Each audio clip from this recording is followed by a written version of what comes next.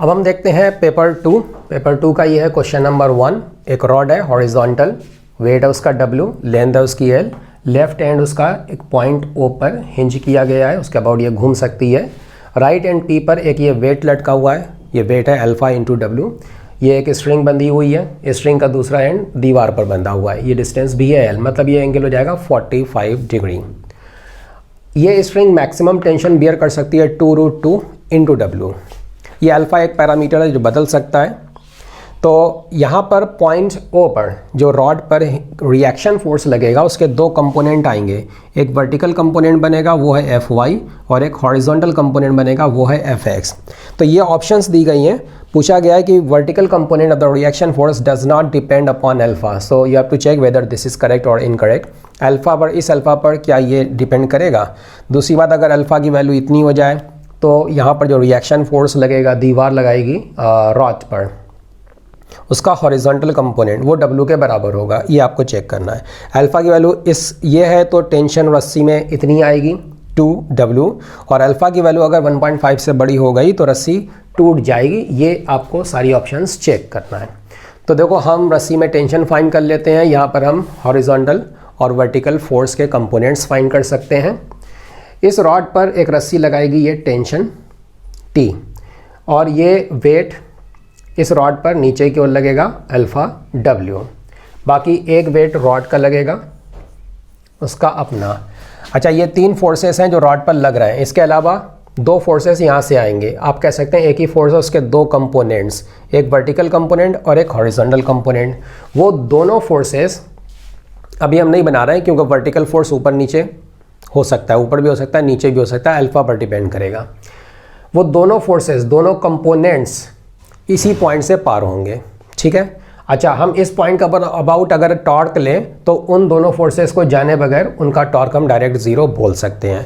अभी rod obviously रुकी हुई है तो उस पर टॉर्क होना चाहिए ज़ीरो। इस पॉइंट का अबाउट टॉर्क को हम ज़ीरो कर रहे हैं। टेंशन जो लग रही है उसके आप दो कंपोनेंट बना लो। टेंशन का ऊपर की ओर कंपोनेंट T cos 45 और एक लेफ्ट में कंपोनेंट आएगा, ठीक है। ये जो कंपोनेंट है ये सीधा यहीं से पार होगा तो इसका टॉर्क ज़ीरो हो जाएगा। अब ये कंपोनेंट है, इसका टॉर्क आएगा एंटी क्लॉकवाइज, और रॉड का वेट और इस ब्लॉक का वेट ये दोनों मिल करके टॉर्क जनरेट कर रहे हैं क्लॉकवाइज। तो टोटल क्लॉकवाइज और टोटल एंटी क्लॉकवाइज बराबर होना चाहिए। W लग रहा है L/2 डिस्टेंस पर, अल्फ़ा W लग रहा है L डिस्टेंस पर। ये हो गया टोटल क्लॉकवाइज टॉर्क। और टेंशन का जो ऊपर की ओर कंपोनेंट है उसका ये टॉर्क बनेगा एंटी क्लॉकवाइज डायरेक्शन में। इन दोनों को इक्वल कर दो, टॉर्क हमने बैलेंस करा दिया। इससे आपको टेंशन की वैल्यू मिलेगी ऑब्वियसली W और अल्फा के टर्म्स में।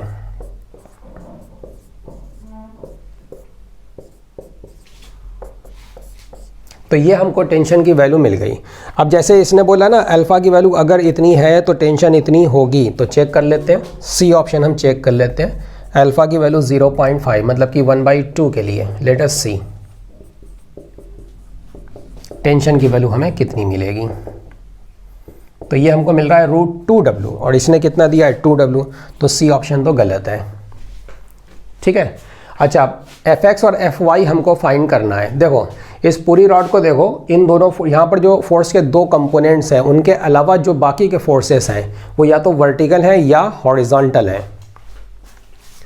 हॉरिजॉन्टली अकेला एक फोर्स है और वो है टेंशन का लेफ्ट में कंपोनेंट T/√2, तो उसकी वजह से रॉड को लेफ्ट में जाना चाहिए, नहीं जा रही है।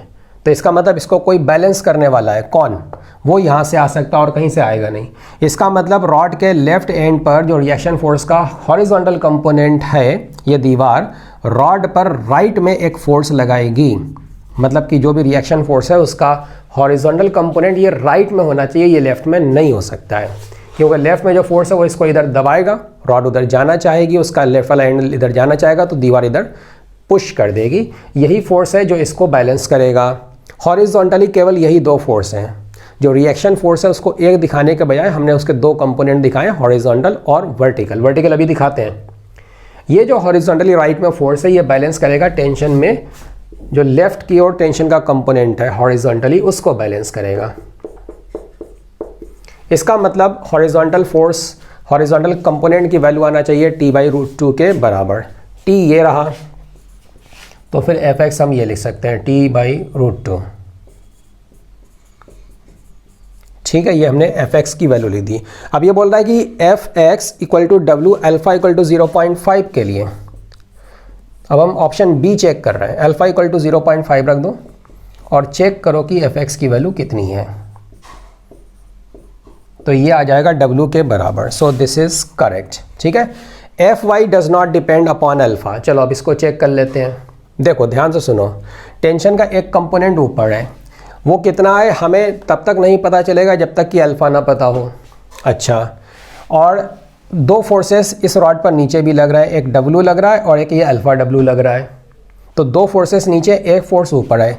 अब अगर नीचे वाले फोर्सेस मिलकर के ऊपर वाले फोर्सेस से ज़्यादा हो गए तो नेट फोर्स इस हिसाब से नीचे लग जाना चाहिए, और उसको बैलेंस करने के लिए यहाँ से जो वर्टिकल कंपोनेंट आएगा वो ऊपर होना चाहिए ताकि बैलेंसिंग हो सके, क्योंकि रॉड को तो कहीं जाना नहीं है ना। तो अगर ये दो नीचे के फोर्स इस अकेले से बड़े हैं तो यहाँ पर जो वर्टिकल फोर्स है वो ऊपर आएगा, अगर ये अकेला फोर्स इन दोनों से, ये अकेला कंपोनेंट इन दोनों से बड़ा है तो यहाँ पर जो वर्टिकल फोर्स है वो नीचे आना चाहिए। ठीक है, चलो हम एक काम करते हैं, हम मान लेते हैं कि ऊपर वाले फोर्सेस छोटे हैं, नीचे वाले फोर्सेस बड़े हैं, मान लेते हैं। तो एफ वाई फिर ऊपर आना चाहिए। अब ये एफ वाई इसके साथ मिलकर के तब जाकर के इन दोनों के बराबर बन पाएगा। तो एफ वाई प्लस टी का जो ऊपर की ओर कंपोनेंट है t/√2, ये दोनों मिलकर के बैलेंस करेंगे जो नीचे की ओर दो फोर्सेस लग रहे हैं ये दोनों। ठीक है, इससे आपको एफ वाई मिलेगा। अब जो एफ वाई मिल रहा है इसको देख करके आपको ये समझ में आ जाना चाहिए, t/√2 की वैल्यू हम यूज़ कर सकते हैं। ये देखो t/√2, ठीक है, यहाँ से हम यहाँ पर यूज़ करेंगे w plus alpha w minus t/√2, ये बनेगा।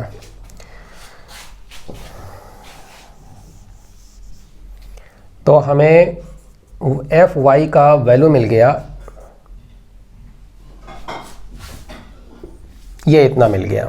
तो ऑब्वियसली इसमें कहीं अल्फ़ा नहीं है, F why does not depend upon alpha, ये करेक्ट है। ठीक है, अच्छा अब देखो, अब इसने चौथी ऑप्शन को हम दी है, चौथी ऑप्शन को हम चेक करेंगे। अल्फ़ा की वैल्यू अगर 1.5 से ग्रेटर है तो रस्सी टूट जाएगी।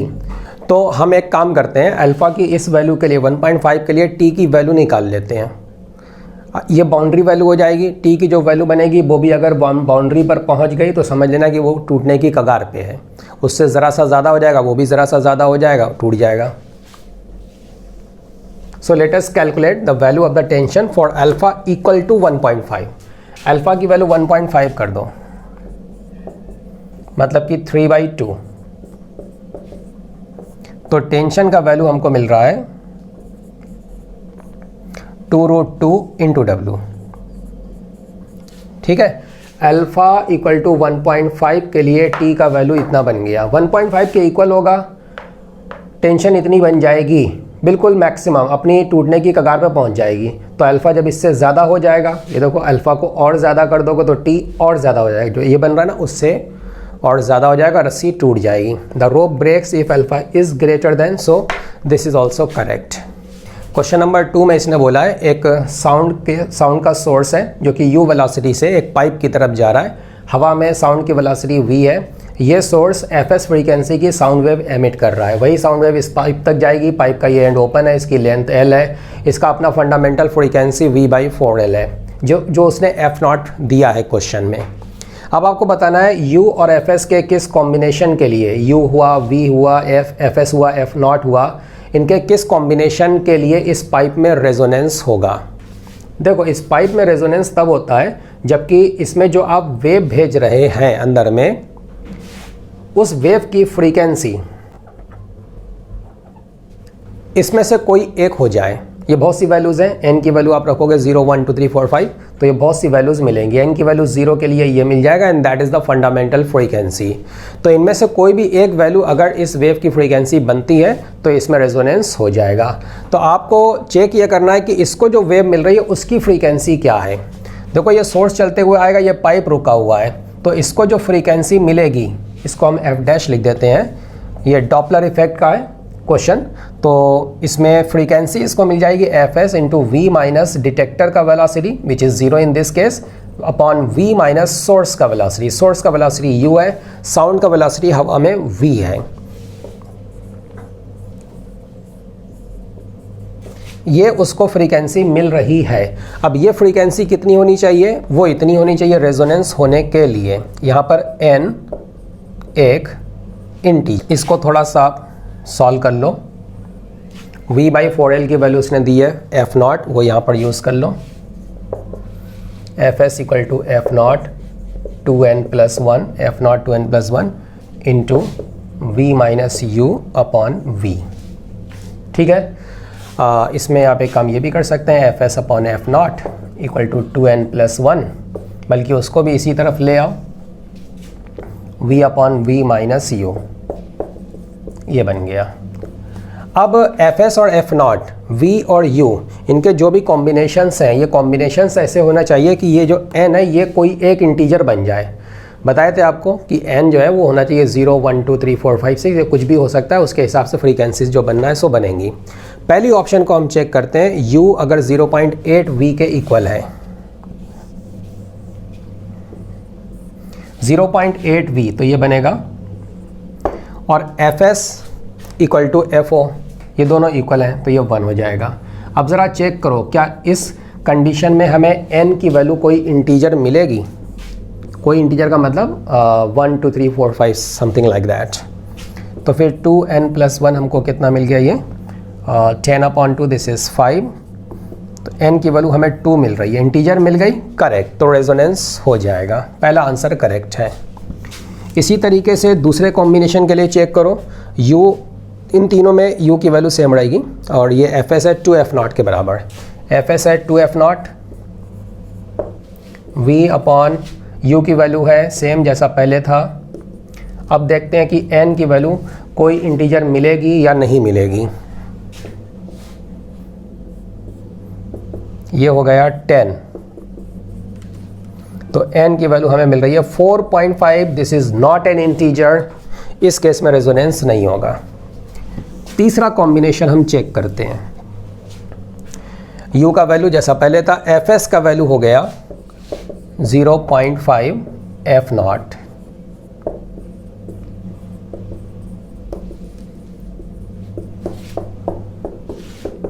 कितना बना ये 2.5, 5/2 2.5, दिस इज 2n+1, तो n का value again this is not an integer. चौथा ऑप्शन हम चेक करते हैं, इसमें fs ये u दिया है 0.5v, v अपॉन, तो ये बन जाएगा 0.5v, and fs is 1.5 fo। ये आ गया 3 एंड दिस इज 2n+1, तो n की वैल्यू हमको मिल गई 1, दिस इज एन इंटीजर, सो इस केस में भी रेजोनेंस हो जाएगा। सो the answer is A and D।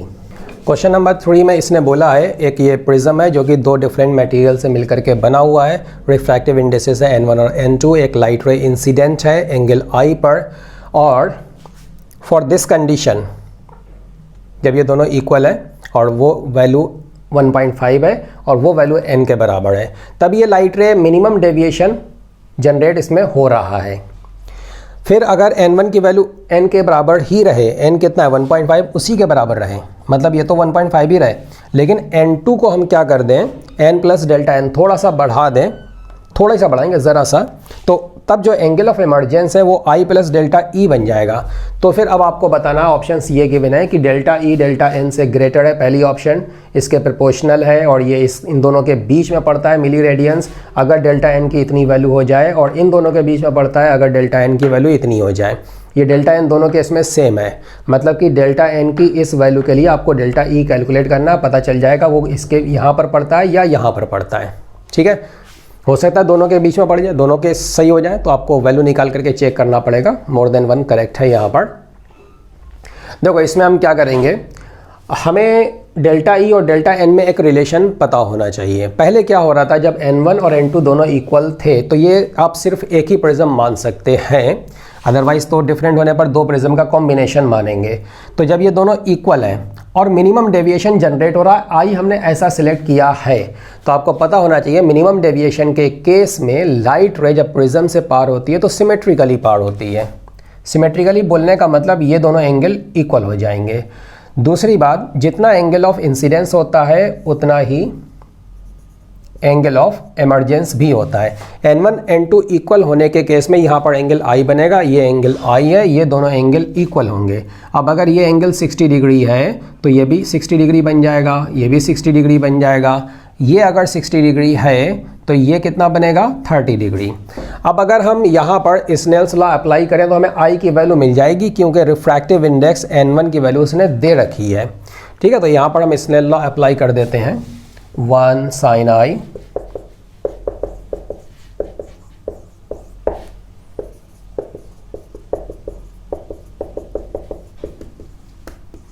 Sign आई का वैल्यू आ गया 3/4, मतलब कि आई का वैल्यू है साइन इनवर्स 3/4। अब देखो हम क्या करेंगे, यहाँ पर आई है, ये भी आई है। इसने करा क्या, पहले तो ये दोनों इक्वल थे, तब ये कंडीशन बन रही थी कि आई एंगल ऑफ इमरजेंस था और वो हमें पता है, वो वही एंगल ऑफ इंसिडेंस भी था। इसने इसको थोड़ा सा बढ़ा दिया, तो अब इसको जब थोड़ा सा बढ़ाओगे, कितने से, डेल्टा एन से बढ़ा दोगे तो ये और ज़्यादा डेंस हो जाएगा। फिर लाइट रे में बेंडिंग और ज़्यादा हो जाएगी। जब इसमें बेंडिंग और ज़्यादा हो जाएगी तो जो एंगल ऑफ इमरजेंस बन रहा था वो थोड़ा सा और बढ़ जाएगा, कुछ लाइट रे ऐसे जाएगी। और ये जो इंक्रीमेंट होगा वो इंक्रीमेंट है डेल्टा ई के बराबर। पहले एंगल ऑफ इमरजेंस आई था, अब वो बढ़ करके कितना हो गया, आई प्लस डेल्टा ई।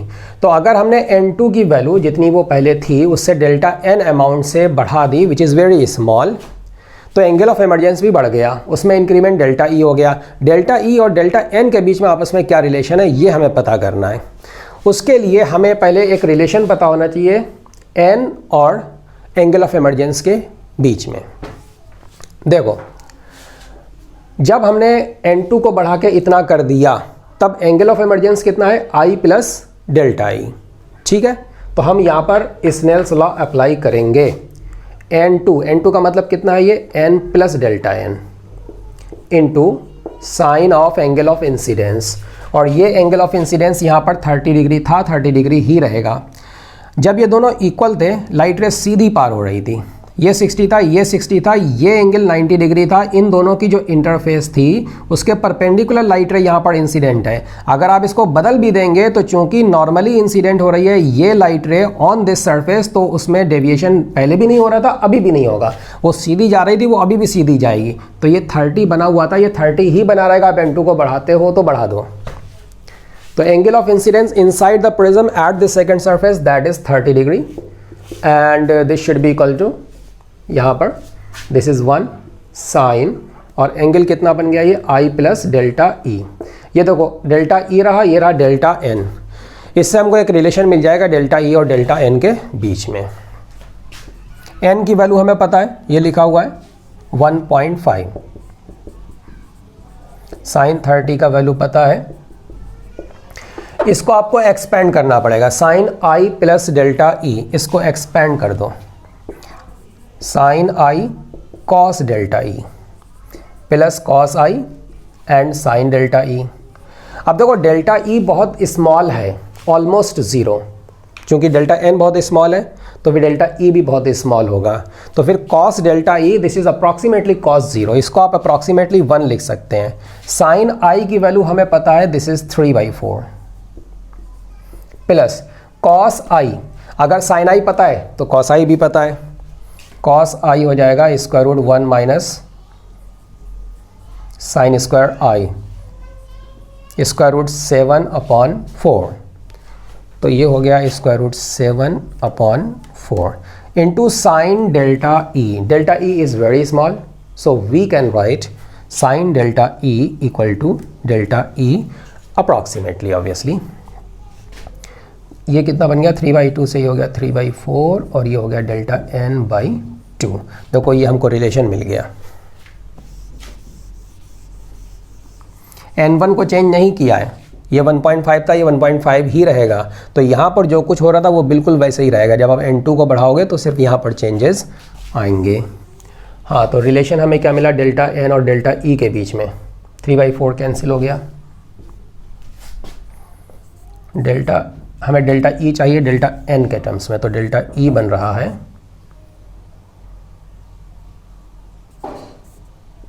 2/√7 इंटू डेल्टा एन। अब ये एक कांस्टेंट है, तो डेल्टा ई डेल्टा एन के प्रोपोर्शनल, ये तो करेक्ट हो गया। दूसरी बात, अगर यहाँ पर 7 के बजाय 4 होता तो ये बन जाता 2/2, तब ये दोनों इक्वल हो जाते हैं। लेकिन यहाँ पर 4 नहीं है, यहाँ पर 4 से ज़्यादा है 7, तो फिर ये बड़ा हो गया तो ये छोटा हो गया, तो ये जो 1 बन जाता 4 होने के केस में, अब ये 1 नहीं, 1 से छोटा बनेगा। इसका मतलब ये हुआ कि डेल्टा ई डेल्टा एन से छोटा है, तो डेल्टा ई तो छोटा हो गया, तो ये ऑप्शन तो गलत हो गई। अच्छा, अब हमें पता करना है डेल्टा ई की वैल्यू कितनी है। कैलकुलेट कर लो, आपके सामने लिखा हुआ, आपको पता चलेगा किसके किसके बीच में है। तो ये डेल्टा ई हमको मिल रहा है 2√7 इतना बनेगा, और डेल्टा एन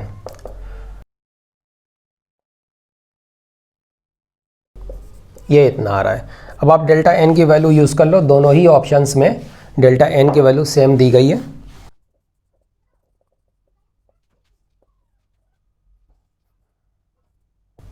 तो देखो हमको ये इतना मिल गया, इतना रेडियन, डेल्टा ई का वैल्यू, ये रेडियन है, ये हो जाएगा मिली रेडियन, ठीक है, 2.12 मिली रेडियन।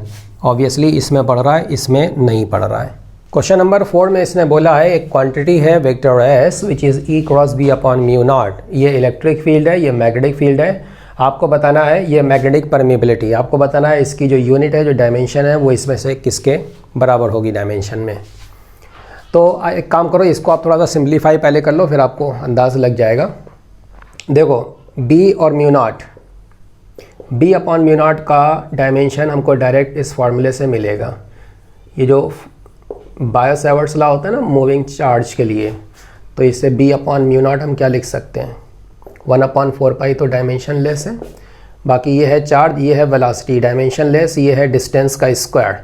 तो ये डायमेंशनली अगर देखा जाए तो डायमेंशनली ये चीज़ क्या बन रही है, चार्ज इंटू वेलोसिटी। वेलोसिटी का मतलब है डिस्टेंस, मतलब कि length upon time, and this is distance square मतलब कि लेंथ स्क्वायर। तो ये बन रहा है charge upon length upon time. तो b अपॉन म्यू नॉट का डायमेंशन हमको मिल गया, और ये जो e है इसका डायमेंशन आपको इससे मिल जाएगा, F = QE जो फार्मूला होता है। तो E बेसिकली क्या चीज़ है, डायमेंशनली देखा जाए तो ये है फोर्स अपॉन चार्ज, ठीक है। हमें E पता चल गया, B अपॉन म्यू नॉट पता चल गया। अब हम इसका डायमेंशन लिख सकते हैं, डायमेंशनली देखा जाए, इसकी यूनिट देखी जाए तो E का है ये force upon charge into B upon mu not. B upon mu not है ये charge upon length and time, charge cancel हो गया, ये बन गया force upon length and time, force upon length and time, force upon length and time, ठीक है, ये करेक्ट हो गया। एनर्जी अपॉन चार्ज, देखो इसमें चार्ज कहीं पर भी नहीं है, देख रहे हैं आपको, चार्ज आ भी नहीं सकता, आप कोई भी मॉडिफिकेशन ऐसा नहीं कर सकते, ये मैकेनिकल क्वांटिटीज़ हैं। तो जहाँ पर भी चार्ज आपको दिख रहा है, चार्ज इनटू करंट, और करंट क्या होती है, चार्ज पर यूनिट टाइम होती है, तो चार्ज का स्क्वायर बनेगा, तो ये तो हो ही नहीं सकता है। और कहीं चार्ज है, अच्छा और नहीं है। Energy per unit volume, force को अगर आप लेंथ से मल्टीप्लाई कर दो, मतलब कि डिस्टेंस से, मतलब कि डिस्प्लेसमेंट से, तो फोर्स इंटू लेंथ ये हो जाता है न्यूटन इंटू मीटर, मतलब जो कि एनर्जी बन जाएगा। तो ये तो एनर्जी हो जाएगा, लेंथ से मल्टीप्लाई करें तो यहाँ पर भी करो, तो ये तो एनर्जी बन गया, ये हो गया लेंथ स्क्वायर एंड टाइम। तो ये किसी भी तरीके से एनर्जी अपॉन वॉल्यूम नहीं बन सकता है। लास्ट ऑप्शन चेक कर रहे हैं, पावर अपॉन एरिया। देखो ये एनर्जी है जो कि वर्क का यूनिट होता है, वर्क अपॉन टाइम, ये रहा वर्क और ये रहा टाइम, तो वर्क अपॉन टाइम ये तो हो गया पावर, तो power upon length square area का यूनिट बनता है मीटर स्क्वायर, तो ये हो जाएगा पावर पर यूनिट एरिया, तो ये भी करेक्ट है। तो इसका आंसर हो जाएगा बी और डी। क्वेश्चन नंबर 5 में ये बोल रहा है एक न्यूक्लियस है N जो कि टूटता है P और Q में। पहले ये स्टेशनरी था, P और Q में टूटता है। डेल मास का डिफरेंस है, लॉस इन मास, इसका मास माइनस इन दोनों का मास। EP और EQ स्प्लिटिंग के बाद इन दोनों की एनर्जी है, काइनेटिक एनर्जी, और VP और VQ इन दोनों की स्पीड्स हैं, वेलोसिटीज़ हैं। C लाइट का स्पीड है। अब ये ऑप्शन आपको चेक करना है, तो आपको बताना पहला ऑप्शन EP प्लस EQ ये डेल इंटू सी स्क्वायर होगा या नहीं होगा। फिर आपको बताना EP का वैल्यू ये होगा कि नहीं, फिर VP अपॉन VQ ये होगा, और दोनों पार्टिकल्स के लीनियर मोमेंटम का मैग्नीट्यूड इतना होगा C into square root 2 mu into del, जहाँ पर म्यू की वैल्यू ये है MP MQ upon MP plus MQ, right. तो ये ऑप्शंस आपको चेक करना है। देखो ऐसा है, एक न्यूक्लियस पहले था, उसका मास क्या था, ये था, पहले वो स्टेशनरी था, मतलब उसका अपना लीनियर मोमेंटम ज़ीरो था। ये स्प्लिट हुआ अचानक से दो पार्टिकल्स में, P बना Q बना। तो जब ये मूव करेंगे इनको एक दूसरे के अपोजिट मूव करना पड़ेगा ताकि इनके लीनियर मोमेंटम एक दूसरे के अपोजिट हो सकें, और फिर जब इनके मैग्नीट्यूड इक्वल होंगे तब ये दोनों एक दूसरे को कैंसिल करके टोटल लीनियर मोमेंटम ज़ीरो बनाएंगे। इस पूरे सिस्टम का टोटल लीनियर मोमेंटम ज़ीरो ही होना चाहिए, जो कि पहले था। स्प्लिटिंग से पहले, स्प्लिटिंग के बाद लीनियर मोमेंटम कंजर्व होना चाहिए।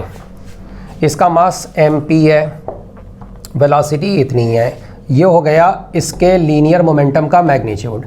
इसी तरीके से MQ इंटू VQ ये है लीनियर मोमेंटम Q पार्टिकल का। दोनों के मैग्नीट्यूड जब इक्वल होंगे, डायरेक्शन तो ऑब्वियसली अपोजिट है, जब मैग्नीट्यूड इक्वल होंगे तब ये एक दूसरे को कैंसिल करके टोटल बनाएंगे ज़ीरो, ठीक है। तो एक कंडीशन तो हमको ये मिल गई मोमेंटम कंजर्वेशन के हिसाब से। और इस हिसाब से देखा जाए तो VP अपॉन VQ क्या बनेगा, MQ अपॉन MP ये बन जाएगा। तो ये ऑप्शन तो करेक्ट हो गई। जब स्प्लिटिंग होगी तो कुछ मास का लॉस हुआ और वो एनर्जी में कन्वर्ट हो गया। मास का लॉस कितना हुआ, रिएक्टेंट का मास माइनस दोनों प्रोडक्ट्स का मास। तो ये है मास का loss, loss in mass into C square, इतना एनर्जी जनरेट होगा। और ये एनर्जी जो भी जनरेट हुआ ये इन बनने वाले प्रोडक्ट पार्टिकल्स की काइनेटिक एनर्जी की फॉर्म में रहेगा। यानी कि दोनों पार्टिकल्स को जो काइनेटिक एनर्जी मिल रही है, एक को मिल रहा है EP और दूसरे को मिल रहा है EQ, दोनों का सम, ये सारी की सारी एनर्जी कहाँ से आएगी, डेल इंटू सी स्क्वायर। मास का जो लॉस हुआ वो एनर्जी में कन्वर्ट हुआ, वहाँ से आएगा। तो इसका मतलब ये हुआ कि ऑप्शन A करेक्ट हो गया, ठीक है। अब फिर आपको EP बताना है। तो EP प्लस EQ तो पता है आपको, EP बताना है, इसको हटाना है। उसके लिए देखो हम क्या करेंगे, लीनियर मोमेंटम का भी एक फार्मूला होता है, और आप चाहें तो इसको आप ऐसे भी कर सकते हैं, EP क्या है, half MP into VP square, ठीक है। इसी तरीके से EQ this is half MQ into VQ square. Linear momentum होता है स्क्वायर रूट 2mk, ये आपको फार्मूला पता होना चाहिए। आप चाहें तो कन्वर्ट भी कर सकते हैं, मास से मल्टीप्लाई कर दो, मास से नीचे मल्टीप्लाई कर दो, ऊपर में मोमेंटम का स्क्वायर आएगा, उससे आप कर सकते हैं। तो P equal to square root 2mk के हिसाब से देखा जाए, P equal to P square root 2mk का मतलब ये E हो जाएगा, EP। इसी तरीके से square root 2mk MQ and E and Q, ठीक है। तो इससे आप समझ सकते हैं हम EQ को EP में कन्वर्ट कर सकते हैं। EQ हो जाएगा ये हमने कन्वर्ट कर लिया, यहाँ पर यूज़ कर लो।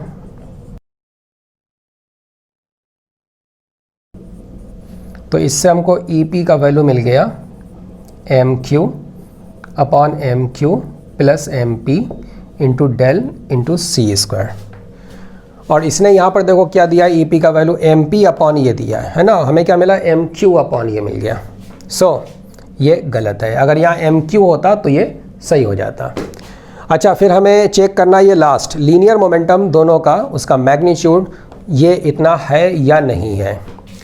तो लीनियर मोमेंटम के लिए देखो हमने EP निकाल लिया है, हमें अगर काइनेटिक एनर्जी पता है तो हमें लीनियर मोमेंटम भी पता चल जाएगा। तो लीनियर मोमेंटम किसी भी एक का निकाल लो। जैसे हम P की बात करें तो इस फॉर्मूले के हिसाब से हम इसको ऐसे लिख सकते हैं। अब इसको हम लिख देते हैं EP। तो EP का वैल्यू जो अभी फाइंड किया उसको यूज़ कर लो। ये लिखा हुआ है MQ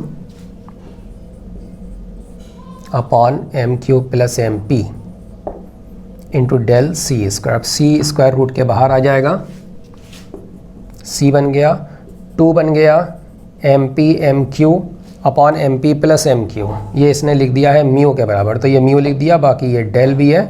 तो ये देखो लीनियर मोमेंटम हमें पी पार्टिकल का मिल रहा है इतना c into, so this is correct. और जितना पी पार्टिकल का होगा उतना ही वो क्यू पार्टिकल का होगा, डायरेक्शन सिर्फ अपोजिट होगी। क्वेश्चन नंबर 6 में इसने बोला है ये 2 सर्कुलर लूप्स हैं, इनमें करंट्स हैं I1 और I2, इनकी रेडियाई हैं R और 2R, और इसकी जो करंट है वो इसकी डबल से ज़्यादा है, I2 is greater then 2I1। अब इस XY प्लेन में कोई भी एक पॉइंट है x, y, वहाँ पर मैग्नेटिक फील्ड है B। तो इस B के बारे में आपको बताना है ऑप्शन A कि मैग्नेटिक फील्ड हर एक पॉइंट पर XY प्लेन के परपेंडिकुलर है। करेक्ट या incorrect, you have to check it. दूसरी बात, मैग्नेटिक फील्ड x और y पर डिपेंड कर रहा है only through this r which is square root x square plus y square. इस r पर ही डिपेंड करेगा, मतलब इंडिपेंडेंट कहीं x नहीं आएगा b के एक्सप्रेशन में या y नहीं आएगा। जब कहीं पर भी आएगा तो वो इसी फॉर्म में आएगा। तो b x और y पर डिपेंड तो करेगा, लेकिन r के थ्रू, मतलब कि इस टर्म पर कह सकते हैं आप डिपेंड करेगा। और b की वैल्यू किसी भी पॉइंट पर 0 नहीं है for this region r less than capital R। और b की वैल्यू नॉर्मली आउटवर्ड है, coming out of the plane, normally outward for this region between the 2 loops. ठीक है, तो ये आपको 4 ऑप्शंस हैं जो चेक करना है।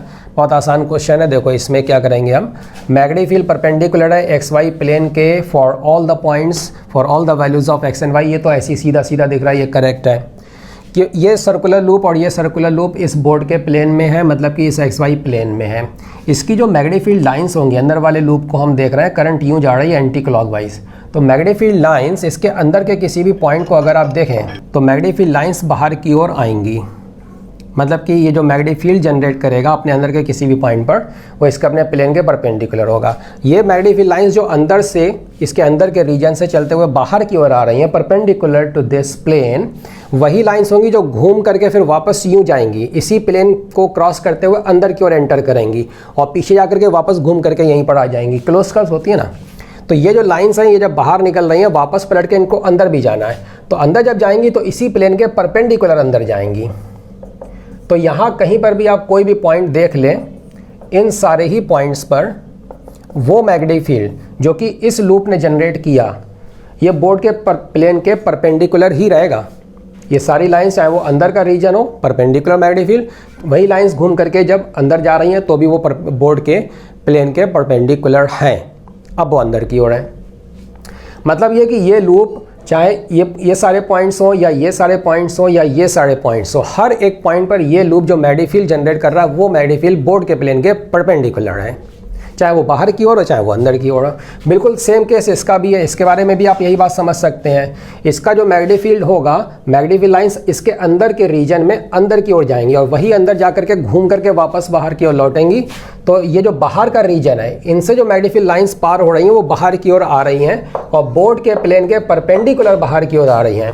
तो चाहे इस लूप के अंदर का कोई भी पॉइंट हो या बाहर का कोई भी पॉइंट हो, मैग्नेटिक फील्ड लाइंस जो ये जनरेट करेगा लूप, वो बोर्ड के प्लेन के परपेंडिकुलर ही रहेंगी। फ़र्क ये है कि यहाँ पर इस रीजन में ये लाइंस बाहर की ओर आ रही हैं और इस रीजन में यही लाइंस अंदर की ओर जाएंगी। ठीक है, तो दोनों ही लूप के केस में देखा जाए, असल में कोई भी लूप जब मैग्नेटिक फील्ड प्रोड्यूस करता है तो वो सारी की सारी मैग्नेटिक फील्ड लाइंस उस लूप का अपना जो प्लेन होता है उसके परपेंडिकुलर होती हैं हर एक पॉइंट पर। So for this loop and for this loop, for any point, दोनों की वजह से जो मैग्नेटिक फील्ड आएगा वो बोर्ड के प्लेन के परपेंडिकुलर ही रहेगा। अब ये हो सकता है कि वो सेम डायरेक्शन में हो या कुछ पॉइंट्स के लिए अपोजिट डायरेक्शन में हो। इन एनी केस अगर सेम डायरेक्शन में भी है तो भी मिलकर के जो मैग्नेटिक फील्ड बनाएगा वो बोर्ड के प्लेन के परपेंडिकुलर ही होगा। अगर अपोजिट डायरेक्शन में भी है तो हो सकता है 0 हो जाए, नहीं हो तो भी वो बोर्ड के प्लेन के परपेंडिकुलर ही रहेगा। तो बोर्ड के प्लेन के परपेंडिकुलर परपेंडिकुलर परपेंडिकुलर, तो ये ऑप्शन तो करेक्ट हो गई। सारे ही पॉइंट पर पूरे की पूरे एक्स वाई प्लेन पर हर एक पॉइंट पर magnetic field x y plane के परपेंडिकुलर रहेगा। फिर ये जो चीज़ है इसको आप समझो, मैग्नेटिक फील्ड एक्स और वाई पर डिपेंड तो करेगा लेकिन सिर्फ square root x square plus y square पर डिपेंड करेगा। मतलब ये समझो कि जब आप मैग्नेटिक फील्ड फाइंड करने चलोगे तो आपको कभी भी कुछ इस टाइप का एक्सप्रेशन नहीं मिलेगा फॉर एनी पॉइंट, एक्स और वाई कुछ भी हो, आपको इस टाइप का एक्सप्रेशन नहीं मिलेगा। बी इस पर डिपेंड तो कर रहा है लेकिन डायरेक्टली एक्स पर नहीं, आपस में बंधे हुए हैं ये। मतलब अगर इस टाइप का एक्सप्रेशन मिले तो ये हो सकता है, ठीक है ना। ये वो बोल रहा है इस ऑप्शन में, आपको पता करना है करेक्ट और इनकरेक्ट। देखो ऐसा है कि ये जो लूप है ये अपने आप में एक मैग्नेट का काम करेगा और इसका जो मैग्नेटिक डाइपोल मोमेंट होगा वो बाहर की ओर आएगा। मतलब आप ऐसा समझ सकते हो कि ये लूप नहीं है बल्कि यहाँ पर एक मैग्नेट रखा है। वो मैग्नेट जैसे ये पेन है ना, एक बार मैग्नेट होता है, वैसे ये पेन है। तो वो पेन ऐसे रखा हुआ है बोर्ड के प्लेन के परपेंडिकुलर, आधा अंदर है आधा बाहर है। तो मैग्नेट यहाँ पर आप इमेजिन करो एक मैग्नेट है। अब बार मैग्नेट नहीं बना सकते हम, आपको उसका क्रॉस सेक्शन बना के दिखा रहे हैं। ये बार मैग्नेट का क्रॉस सेक्शन, वो बार मैग्नेट इस बोर्ड के प्लेन के परपेंडिकुलर है और उसका नॉर्थ पोल आपकी तरफ है। अब इधर जो बाहर साइड से देख रहे हैं, नॉर्थ पोल आगे है और उसका साउथ पोल पीछे की ओर है, ठीक है। ये एक मैग्नेट हो गया। इसी तरीके से ये जो लूप है ये भी एक मैग्नेट का काम करेगा। ये जो लूप है ये भी एक बार मैग्नेट का काम करेगा और इसका जो मैग्नेटिक डाइपोल मोमेंट होगा वो अंदर की ओर होगा। मतलब वो भी एक बार मैग्नेट यहीं पर रखा हुआ होगा इसके साथ कोएक्सियल, लेकिन उसका नॉर्थ पोल अंदर होगा और साउथ पोल उसका बाहर होगा। अब अगर आप इसको तिरछा करके इधर से देखें तो कुछ इस टाइप का सिचुएशन देखने को मिलता है कि एक मैग्नेट तो हमने ऐसे रख दिया और उस पर ओवरलैप करता हुआ एक दूसरा मैग्नेट हमने ऐसे रख दिया, समझ रहे हैं। अब इनके मैग्नेटिक डाइपोल मोमेंट्स जो भी हों मिल करके ओवरऑल, एक मैग्नेटिक डाइपोल मोमेंट दूसरा मैग्नेटिक डाइपोल मोमेंट मिल करके ओवरऑल ये जो बनाएंगे वो कोई एक टोटल मैग्नेटिक डाइपोल मोमेंट बन जाएगा। ये रिजल्टेंट मैग्नेटिक डाइपोल मोमेंट है मान लो, जो कि एक्स वाई प्लेन के परपेंडिकुलर होगा। अब एक्स वाई प्लेन में अगर आप कोई भी पॉइंट लेते हो, जैसे ये पॉइंट लिया आपने, अब इसको इस मैग्नेट से, रिजल्टेंट मैग्नेट से मिलाओगे तो आप समझ सकते हो कि ये जो लाइन बन रही है मिलाने वाली लाइन, वो इस मैग्नेट की एक्सिस के परपेंडिकुलर है, एक्स वाई प्लेन में है और मैग्नेट एक्स वाई प्लेन के परपेंडिकुलर है। तो ये लाइन एक्स वाई प्लेन में है तो वो उसके मैग्नेट के परपेंडिकुलर हो जाएगी। मैग्नेट के परपेंडिकुलर बनेगी ये लाइन कुछ इस तरीके से। तो आप ऐसी कोई भी लाइन कहीं पर भी बना दो एक्स वाई प्लेन में, इसका मतलब ये कि जो बार मैग्नेट है ना, इसका जो बाइसेक्टर होता है, परपेंडिकुलर बाइसेक्टर, उस परपेंडिकुलर बाइसेक्टर वाली लोकेशन बन रही है for any point on the x y plane. Bar magnet यूँ रखा हुआ है या कह लो यूँ रखा हुआ है और ये सारे पॉइंट्स हैं, तो उस मैग्नेट का जो बाइसेक्टर होगा ना, बाइसेक्टर ऐसे ऐसे ऐसे कहीं पर भी जा सकता है, तो बाइसेक्टर पर ये सारे पॉइंट्स पड़ेंगे। अच्छा, बाइसेक्टर पर कोई भी पॉइंट हो किसी मैग्नेट के बाइसेक्टर पर, वहाँ पर वो मैग्नेटिक फील्ड कितना जनरेट करता है, μ0/4 पाई m/r क्यूब। m उसका मैग्नेटिक डाइपोल मोमेंट है, r है डिस्टेंस मैग्नेट का उस पॉइंट से। तो फिर इस पॉइंट का मैग्नेट से डिस्टेंस, अगर ये y है ये x है, ये डिस्टेंस कितना बनेगा, √x² प्लस y²। तो ये जो डिस्टेंस r है, बोलने का मतलब आप ये समझो, ये एक्सप्रेशन वैसे लिखने की ज़रूरत तो नहीं है। r की वैल्यू हमने लिख दी तो ये हो गया x² प्लस y² की पावर 3/2। आप देख रहे हैं कि मैग्नेटिक फील्ड जो डिपेंड कर रहा है वो x² प्लस y² के टर्म पर ही डिपेंड कर रहा है, मतलब r पर ही डिपेंड कर रहा है। असल में क्या है, आप लूप के हिसाब से समझ लो, जैसे एक ये लूप है एक ये लूप है। देखो अगर कोई पॉइंट आपने यहाँ पर देखा, अब इसकी कुछ डिस्टेंस होगी ये r, वहाँ पर कुछ टोटल मैग्नेटिक फील्ड बनेगा because of the two loops combined together, जो भी नेट मैग्नेटिक फील्ड बने। अगर इसी पॉइंट को आप घुमा दो, इसको सेंटर मानते हुए कहीं और ले जाओ, यहाँ पर r को नहीं बदलना है, ओरिएंटेशन बदल दो, घुमा दो, तो x और y तो बदल जाएंगे लेकिन ये r उतना ही रहेगा। तो आप ज़रा देख लो, बिल्कुल सिमेट्री है ना पूरी। तो इसमें ओरिएंटेशन से मतलब नहीं है कि आप इधर जा रहे हो कि इधर जा रहे हो कि उधर जा रहे हो। As far as you are at a given particular distance from the center of the two loops, the magnetic field will be the same। चाहे वो पॉइंट यहाँ पर हो, यहाँ पर हो, यहाँ पर हो, कहीं पर भी हो, ये R है, ये R है, ये R है, ये R है। ओरिएंटेशन से मतलब नहीं, डिस्टेंस से मतलब है। तो डिस्टेंस पर डिपेंड करेगा मैग्नेटिक फील्ड, R पर डिपेंड तो करेगा लेकिन अलग से x पर अलग से y पर डिपेंड नहीं करेगा, जैसा भी आपको समझाएं। तो x और y पर डिपेंड इस तरीके से करेगा कि r के थ्रू डिपेंड करेगा, ठीक है। सो दिस इज करेक्ट। ओके, अब हम चेक करते हैं इसका थर्ड और फोर्थ ऑप्शन। थर्ड ऑप्शन में बोला गया है कि मैग्नेटिक फील्ड ज़ीरो नहीं है उन सारे पॉइंट्स पर जो कि छोटे लूप के अंदर हैं, for small r less than capital R, मतलब छोटे लूप के अंदर के सारे ही पॉइंट्स पर मैग्नेटिक फील्ड ज़ीरो नहीं है। इसका मतलब ये है कि अगर हम ये प्रूव करके दिखा दें कि किसी भी एक पॉइंट पर अगर हम ये प्रूव करके दिखा दें कि मैग्नेटिक फील्ड 0 होगा, तो फिर ये ऑप्शन गलत हो जाएगी। ठीक है, देखो ये छोटा लूप, ये बड़ा loop, radius r 2r, current anti clockwise I1, current clockwise this is I2। पहले तो आप इसका सेंटर कंसिडर करो जो कि इस कंडीशन में आ रहा है, छोटे लूप के अंदर सेंटर की बात करें, इसका मैग्नेटिक फील्ड किधर है, बाहर की ओर, और इसका मैग्नेटिक फील्ड किधर है, अंदर की ओर। इसका जो मैग्नेटिक फील्ड बाहर की ओर है ये इतना बनेगा μ0 I1 अपॉन 2r, और इसका मैग्नेटिक फील्ड जो अंदर की ओर है वो इतना बन जाएगा, रेडियस है इसकी 2r। अब देखो ये r की जगह पर 2r हो गया, अगर I1 की जगह पर 2I1 हो जाए तो ये बराबर बैठ जाएगा दोनों, लेकिन ये I2 2I1 के बराबर नहीं है, उससे बड़ा है, इसका मतलब ये बड़ा हो जाएगा। तो इसका मैग्नेटिक फील्ड, बड़े लूप का जो मैग्नेटिक फील्ड सेंटर पे आ रहा है जो कि अंदर की ओर है वो बड़ा है, अंदर वाला मैग्नेटिक फील्ड बड़ा है और बाहर वाला जो मैग्नेटिक फील्ड है ये मैग्नेटिक फील्ड ये छोटा है। मतलब इस सेंटर पे जो नेट मैग्नेटिक फील्ड बनेगा वो अंदर की ओर होगा और वो 0 नहीं है। ठीक है, यहाँ पर तो टोटल मैग्नेटिक फील्ड अंदर की ओर है, लेकिन ज़रा इन पॉइंट्स को कंसिडर करो जो कि इस लूप के अंदर है और जस्ट अंदर है, मतलब इस लूप के बहुत करीब है, यहाँ पर इसका जो वायर है उसके बहुत करीब है और उसके जस्ट अंदर है। इस केस में क्या होगा, ऐसे पॉइंट्स के लिए इस लूप का मैग्नेटिक फील्ड आएगा बाहर की ओर। ठीक है, और एम्पियर लॉ के हिसाब से आप समझ सकते हैं, अगर इस पॉइंट से पार होता हुआ ये जो वायर गया है, कर्व्ड वायर इस लूप का, इसके अराउंड अगर हम एक छोटा सा लूप लें और उसके लिए हम एम्पियर लॉ अप्लाई करें तो यहाँ पर मैग्नेटिक फील्ड हमें बहुत ज़्यादा मिलेगा, क्योंकि ये डिस्टेंस बहुत कम होगी। आप जितना इस पॉइंट को इसके पास लाओगे उतना इसका मैग्नेटिक फील्ड स्ट्रांग होता चला जाएगा, tending to infinity, the distance tending to 0, magnetic field tending to infinity. मतलब ये कि इसका मैग्नेटिक फील्ड अंदर के पॉइंट पर हम कितना भी ज़्यादा बना सकते हैं, डिपेंडिंग अपॉन पॉइंट की लोकेशन हमने क्या सिलेक्ट करी है। टेंडिंग टू इन्फिनिटी भी बन सकता है, मतलब बहुत बड़ा, जितना बड़ा चाहे उतना बड़ा बन सकता है।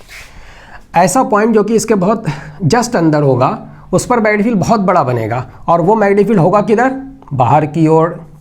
तो एक बहुत बड़ा सा मैग्नेटिक फील्ड है जो बाहर की ओर है। अच्छा, इसका जो मैग्नेटिक फील्ड होगा इसी पॉइंट पर वो अंदर की ओर होगा, लेकिन वो बहुत बड़ा नहीं होगा, वो उसकी जो वैल्यू फाइनाइट वैल्यू होगी। ये डिस्टेंस काफ़ी सिग्निफिकेंट है ना, तो इसका जो मैग्नेटिक फील्ड इस पॉइंट पर अंदर की ओर आएगा उसकी वैल्यू बनेगी एक फाइनाइट वैल्यू। लेकिन इसका जो मैग्नेटिक फील्ड बाहर की ओर आ रहा है वो बहुत बड़ा, टेंडिंग टू इनफाइनाइट हो रहा है। इसका मतलब इन दोनों मैग्नेटिक फील्ड का जो रिजल्टेंट बनेगा इस पॉइंट पर वो बाहर की ओर आ जाएगा। ये बात समझ में आ रही है आपको?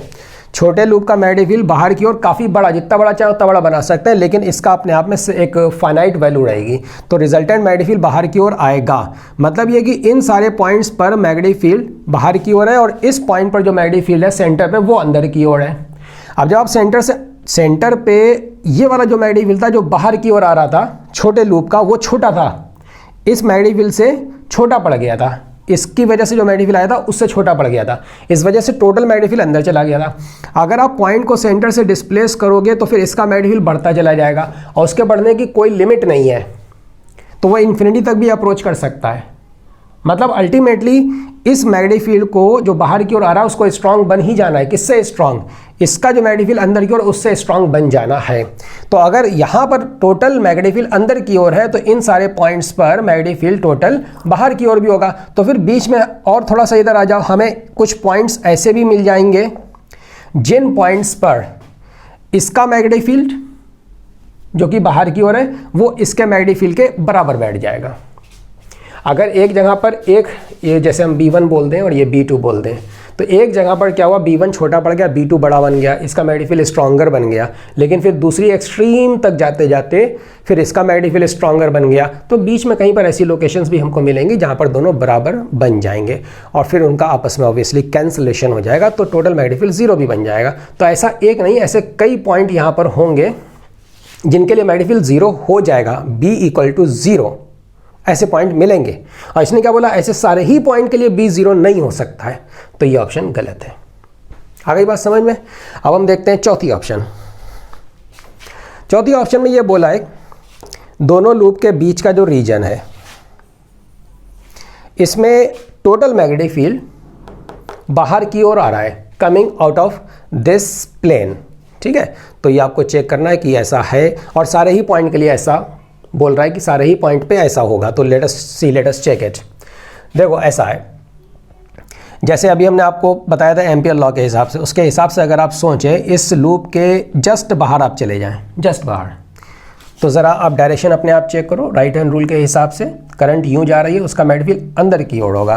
तो इस लूप का मैग्नेटिक फील्ड इस पॉइंट पर अंदर की ओर है, और वो हम बहुत स्ट्रांग बना सकते हैं। हम जितना करीब जाएंगे इसके उतना ही इसका मैग्नेटिक फील्ड अंदर की ओर स्ट्रांग बन जाएगा। जितना करीब जाओगे उतना ज़्यादा स्ट्रांग, और थोड़ा सा दूर चले जाओगे तो रहेगा तो अंदर ही, इसका मैग्नेटिक फील्ड अंदर की ओर होगा और वो उतना स्ट्रांग नहीं बनेगा। अच्छा, इसका जो मैग्नेटिक फील्ड है वो भी अंदर की ओर है। इन सारे पॉइंट्स पर ये जो छोटा लूप है इसका मैग्नेटिक फील्ड अंदर के सारे पॉइंट्स की लोकेशन पर वो मैग्नेटिक फील्ड बाहर की ओर आ रहा है। मैग्नेटिक फील्ड लाइंस बाहर की ओर आ रही हैं, और वही मैग्नेटिक फील्ड लाइंस होती हैं जो घूम करके फिर यूं पलटती हैं। ये किसी भी सर्कुलर लूप में अगर आप देखें, जैसे ये सर्कुलर लूप एक हॉरिजॉन्टल प्लेन में रखा है, इसमें एक करंट फ्लो हो रही है ऊपर से देखने पर एंटी क्लॉकवाइज डायरेक्शन में, तो इसकी जो मैग्नेटिक फील्ड लाइंस होती हैं अंदर का कोई भी पॉइंट अगर आप देखें, उन पॉइंट से क्रॉस करके मैग्नेटिक फील्ड लाइन इस तरफ निकलेंगी, और यही लाइंस होंगी जो घूम करके फिर वापस ऐसे आती हैं। घूम करके मतलब समझ रहे हैं, मतलब ये कि लूप के बाहर का जो रीजन है उसके अपने प्लेन में, लूप के बाहर का जो रीजन है उस रीजन में उसी प्लेन को क्रॉस करके यही लाइन अपोजिट डायरेक्शन में जाती हैं। इस प्लेन को क्रॉस करके क्रॉस करके क्रॉस करके क्रॉस करके ऐसे जाती हैं, पलट करके वापस लौटना होता है। तो इस लूप की मैग्नेटिक फील्ड लाइन जो कि अंदर के रीजन से बाहर की ओर आ रही हैं, यही लाइंस पलट करके यूं अंदर की ओर जाएंगी। मतलब कि इन सारे पॉइंट पर इस लूप का, छोटे लूप का मैग्नेटिक फील्ड अंदर की ओर होगा, और ये जो रीजन है इसका हर एक पॉइंट इसके तो अंदर का पॉइंट है। तो ये लूप राइट हैंड रूल के हिसाब से आप चेक करो, इसकी वजह से जो मैग्नेटिक फील्ड आएगा वो भी अंदर की ओर होगा। सो हर एक पॉइंट पर इसका मैग्नेटिक फील्ड और इसका मैग्नेटिक फील्ड दोनों का ही मैग्नेटिक फील्ड अंदर की ओर ही है, तो टोटल मैग्नेटिक फील्ड अंदर की ओर ही बनेगा, बाहर की ओर बन ही नहीं सकता है। इसने बोला है कि बाहर की ओर है, तो ये गलत है, बाहर की ओर नहीं अंदर की ओर है। अगर ये बोल देता going into the plane for all the points तो ये करेक्ट हो जाता। ठीक है, अभी ये गलत है। So the answer is A and B. Question number 7 और 8 के लिए इसने बोला है कि एक बॉटल है, उसमें पानी भरा है, पानी का डेंसिटी है 1 ग्राम पर सीसी, और जब इसको हमने बंद किया है, ढक्कन लगाया है इस बोतल में, तो उस टाइम पर जो प्रेशर था दैट वाज 10⁵ पास्कल P0। इसके अंदर एक ये ट्यूब है, टेस्ट ट्यूब है, और इसके अंदर हवा भरी हुई है, आई मीन हवा ट्रैप्ड है, एयर इसके अंदर ट्रैप्ड है। कांच का बना हुआ है ये, इसका अपना मास है ट्यूब का 5 ग्राम, और इसका जो मटेरियल है, जो ग्लास है, जो कांच है, उसका डेंसिटी है 2.5 ग्राम पर सीसी। अब हवा के ट्रैप होने की वजह से यहाँ पर ऊपर में था, ये इन्वर्टेड है, उल्टा है, हवा बंद रहेगी इसके अंदर, उसकी वजह से ये ऊपर रहेगा। जो हवा ट्रैप्ड है अभी उसका वॉल्यूम 3.3 सीसी है, सेंटीमीटर क्यूब। फिर क्या करते हैं, बॉटल को दबाते हैं, स्क्वीज करते हैं, उसकी वजह से जो अंदर की हवा है, जब ये पानी को आप दबाओगे तो वो हवा को दबा देगा, तो हवा कंप्रेस हो जाएगी। जब आप इसको दबाओगे ना तो लिक्विड जो है पानी वो उतना कंप्रेस नहीं होगा जितना कि वो हवा कंप्रेस हो जाएगा। गैसेस को कंप्रेस करना आसान होता है, ये आपको पता होगा। तो दबाने पर हवा का वॉल्यूम सिग्निफिकेंटली चेंज हो जाएगा, मतलब कम हो जाएगा, उतना असर पानी पर नहीं पड़ेगा। इनकम्प्रेसिबल आप मान सकते हैं इस पानी को, मतलब इसका अपना जो डेंसिटी है वो करीब करीब इतना ही आप लेकर के चल सकते हैं। कंप्रेशन की वजह से क्या हुआ, हवा का वॉल्यूम कम हो गया। फिर पता ये चला कि जब हमने प्रेशर को बढ़ा करके P0 प्लस डेल्टा P किया है तो ये जस्ट डूबना चालू हो गई, नीचे की ओर सिंक होने लगी। और उस टाइम पर जो वॉल्यूम बना है हवा का, जो अंदर की हवा ट्रैप्ड थी, that was V0 minus delta V। डूबने जब वो जस्ट डूबना चालू किया है तब ये वॉल्यूम बना है। तो आपको बताना डेल्टा V अगर x सीसी है तो x कितना है, और डेल्टा P अगर y × 10⁻³ पास्कल है तो फिर ये y कितना है। इसमें कॉन्सेप्ट ये है कि पहले जो हवा थी ट्यूब के अंदर ट्रैप्ड वो काफ़ी ज़्यादा थी, उसकी वजह से जो बॉयंसी फोर्स लग रहा है वो इतना सफिशिएंट है कि वो ट्यूब के वेट को बैलेंस कर सके। फिर क्या करा, जब हमने दबाया हवा का वॉल्यूम कम होने लगा। हवा का वॉल्यूम कम होगा तो ऊपर की जो बॉयंसी फोर्स होगा ना वो फिर कमज़ोर पड़ जाएगा और फिर दबाते दबाते हुए वो इतना कम हो जाएगा कि वो अपने वेट की वजह से फिर नीचे डूबने लगेगी। देखो जब हमने प्रेशर बढ़ा करके पी कर दिया है उस टाइम पर हवा का वॉल्यूम कम हो गया, कम होकर के वॉल्यूम इतना बन गया। अब जो हवा है उसका अगर ये वॉल्यूम है तो इतने वॉल्यूम पर जो बॉयंसी फोर्स लगेगा ऊपर की ओर V0 minus delta V volume into liquid की डेंसिटी जो कि 1 बनी रहेगी। एक काम करते हैं, इसको हम रो लिख देते हैं, वो ग्राम पर सीसी है ना, थोड़ा सा यूनिट का ख्याल रखना पड़ेगा। Volume into density into g, this is the buoyancy force. फिर इस पर लगेगा इसका वेट, ट्यूब का अपना वेट। अब वो वैसे तो सेंटर ऑफ मास पर लगेगा, चलो यहाँ पर दिखा देते हैं। इसका वेट कितना होगा, मास गिवन है ना 5 ग्राम, तो 5 ग्राम m इंटू जी। थोड़ा सा यूनिट का ख्याल रखना। चलो इसको हम किलोग्राम में लिख देते हैं, kilogram into g. So this is the weight. दूसरी बात, जो कांच का ये ट्यूब है ना, ये खुद एक थिक कांच का ट्यूब है ये, तो इसका अपना भी वॉल्यूम होगा ना, कांच का वॉल्यूम, इसके मटेरियल का वॉल्यूम, तो उसकी वजह से भी लिक्विड डिस्प्लेस होगा, तो उसकी वजह से भी बॉयंसी फोर्स आएगा। वो बॉयंसी फोर्स ऊपर लगेगा, कितना होगा, तो इसके लिए हमें इसका वॉल्यूम पता होना चाहिए। अब इसका मास गिवन है और इसके मटेरियल का डेंसिटी गिवन है, तो मास अपॉन डेंसिटी, तो कांच इस ट्यूब को बनाने में जितना कांच का इस्तेमाल हुआ उसका वॉल्यूम, ये हो जाएगा mass upon density. This is and this is gram per cc, मतलब कि 2 सीसी हो गया। तो ये वॉल्यूम है 2 सीसी, उसके हिसाब से वॉल्यूम इंटू डेंसिटी इंटू जी, ये बॉयंसी फोर्स हो गया। जस्ट डूबने के केस में ये फोर्सेस जस्ट बैलेंस रहेंगे। कांच पर लगने वाला बॉयंसी फोर्स, हवा पर लगने वाला बॉयंसी फोर्स, दोनों मिलकर के जस्ट बैलेंस कर पा रहे होंगे इसके वेट को। फिर आप जब और थोड़ा सा दबा दोगे, ज़रा सा और दबा दोगे, और थोड़ा सा कम होगा, ये थोड़ा सा और कम हो जाएगा, फिर ये नीचे बैठ जाएगा। ठीक है ना। तो डूबने की कंडीशन में जब डूबना स्टार्ट करेगा तब नीचे की ओर जो वेट लग रहा है ये किलोग्राम में है, ये ध्यान रखना, ये होना चाहिए इन दोनों बॉयंसी फोर्सेस के बराबर।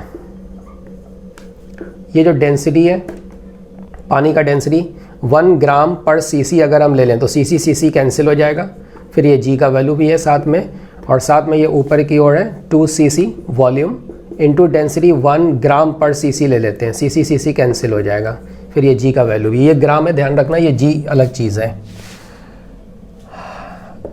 ये है जी, तो ये जी और ये जी और ये जी तो कैंसिल हो गया। अब ये है किलोग्राम में और ये है ग्राम, तो एक काम करो फिर इसको भी आप ग्राम में ही कर दो। ठीक है। अब ये जितनी भी यूनिट है कहीं पर कोई गड़बड़ नहीं होगी, तो इसको हमने ग्राम में कर दिया। ये है सीसी में, सीसी सीसी कैंसिल हो गया, V0 माइनस डेल्टा V, और ये ग्राम और ये ग्राम, सारे ग्राम ग्राम ग्राम कैंसिल हो गए, और ये सीसी कैंसिल हो गया इधर, ये ग्राम तो जा ही चुका है, +2 रहा। ये V0 की वैल्यू गिवन है, तो इससे हमको डेल्टा V का वैल्यू मिल जाएगा। V0 का वैल्यू है 3.3, ये इतना आ गया 0.3 सीसी। डेल्टा V का वैल्यू हमको मिल रहा है 0.3 सीसी। तो उसने पूछा ना कितना है ये, तो x का वैल्यू हो जाएगा 0.3, ये तो हमको मिल गया। फिर उसने पूछा है कि ये प्रेशर कितना हो गया। जब हमने दबाया है तो टेम्परेचर कांस्टेंट है, हवा का वॉल्यूम चेंज हुआ, पहले वो V0 था, फिर वो बदल करके हो गया V0 माइनस डेल्टा V।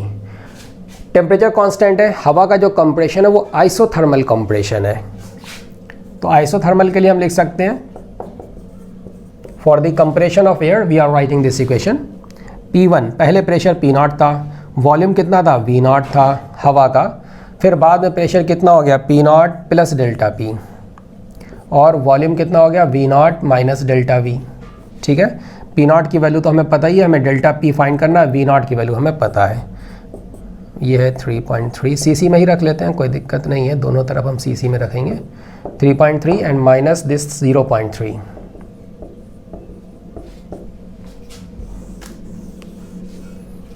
तो ये कितना बन रहा है, this is 3 and this is 1.1 हो जाएगा ये, into P0, this is P0 plus delta P।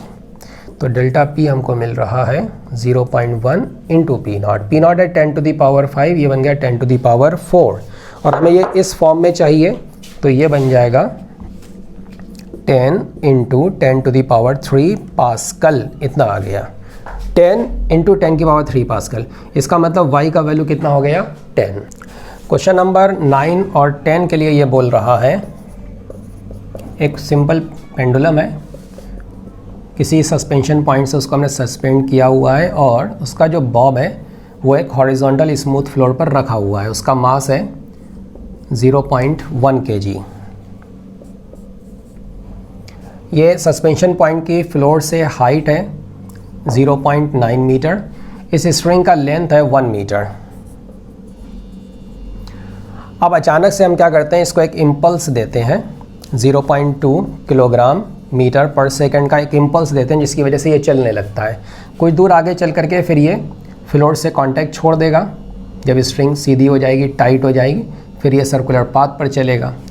आपको बताना ये है कि स्ट्रिंग के टाइट होने से जस्ट पहले, फ्लोर से कांटेक्ट छोड़ने से जस्ट पहले इसका एंगुलर मोमेंटम सस्पेंशन पॉइंट के अबाउट एंगुलर मोमेंटम कितना है, उसको उसने जे लिखा है।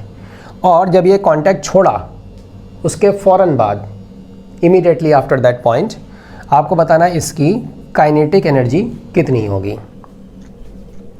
सो दिस इज़ वेरी सिंपल। देखो करना क्या है, जो इम्पल्स दी गई है वो चला जाएगा सीधा सारा की सारा लीनियर मोमेंटम में। तो इम्पल्स देने के फ़ौरन बाद इसका लीनियर मोमेंटम बनेगा इसी इम्पल्स के बराबर। ये हो गया लीनियर मोमेंटम। लीनियर मोमेंटम होता है मास इनटू वेलोसिटी। इसका मतलब ये हुआ कि इसको जो वेलोसिटी मिल रही है हिट करने के बाद, जो इम्पल्स दी है उसके फ़ौरन बाद इसको जो वेलोसिटी मिली वो इतनी है 2 मीटर पर सेकेंड। उस वेलोसिटी से ये आगे जाएगा। ये 0.9 है हाइट, स्ट्रिंग की लेंथ ज़्यादा है इसीलिए स्ट्रिंग स्लैक पड़ी हुई थी। जब ये आगे गया स्ट्रिंग सीधी हो गई, यहाँ पर जाकर जैसी वो सीधी होगी ये लेंथ 1 मीटर बनेगी। स्ट्रिंग एक झटके के साथ इसको ऊपर उठा लेगी। अब देखो ऊपर उठने से जस्ट पहले देखा जाए तो ये हॉरिजॉन्टली राइट में ही मूव कर रहा है और इसका लीनियर मोमेंटम हमें पता है। ये जिस लाइन पर मूव कर रहा है उस लाइन का इस पॉइंट से जो परपेंडिकुलर डिस्टेंस है वो इतना है। तो इसके लीनियर मोमेंटम को इस परपेंडिकुलर डिस्टेंस से आप मल्टीप्लाई कर दो, आपको ये एंगुलर मोमेंटम मिल जाएगा। ये हो गया एंगुलर मोमेंटम। यूनिट आप लिख लो, this into metre, this is kilogram metre square per second. बाकी ये काइनेटिक एनर्जी फाइंड करना है उठने के फ़ौरन बाद। जब ये यहाँ पर आएगा इसकी वेलोसिटी हमें पता है 2 मीटर पर सेकेंड। ये एंगल है मान लो थीटा हॉरिजॉन्टल से, तो ये एंगल भी हो जाएगा थीटा। ये है 0.9, ये बनेगी स्ट्रिंग की लेंथ विच इज़ 1 मीटर। तो साइन थीटा को हम क्या लिख सकते हैं, साइन थीटा हमें पता है। ये एंगल थीटा है। ये जो वेलोसिटी है इसके दो कंपोनेंट होंगे, एक v cos थीटा स्ट्रिंग के अलोंग और दूसरा उसके परपेंडिकुलर आएगा v sin थीटा। जैसे ही स्ट्रिंग टाइट होगी तो एक झटके के साथ ये जो v cos थीटा उसको वो स्ट्रिंग ख़त्म कर देगी इम्पल्स लगा के। लेकिन ये जो v sin थीटा वो स्ट्रिंग के परपेंडिकुलर है तो वो उसमें बचा रह जाएगा बॉब में। तो जैसे ही ये कांटेक्ट छोड़ा और ऊपर उठा, स्ट्रिंग जैसे ही टाइट बनी उसके फ़ौरन बाद इस बॉब में सिर्फ एक वेलोसिटी बाकी रह जाएगी v sin theta. v cos theta उसका बिल्कुल ख़त्म हो जाएगा। तो कांटेक्ट छोड़ने के तुरंत बाद इसमें जो वेलोसिटी है वो सिर्फ यही है।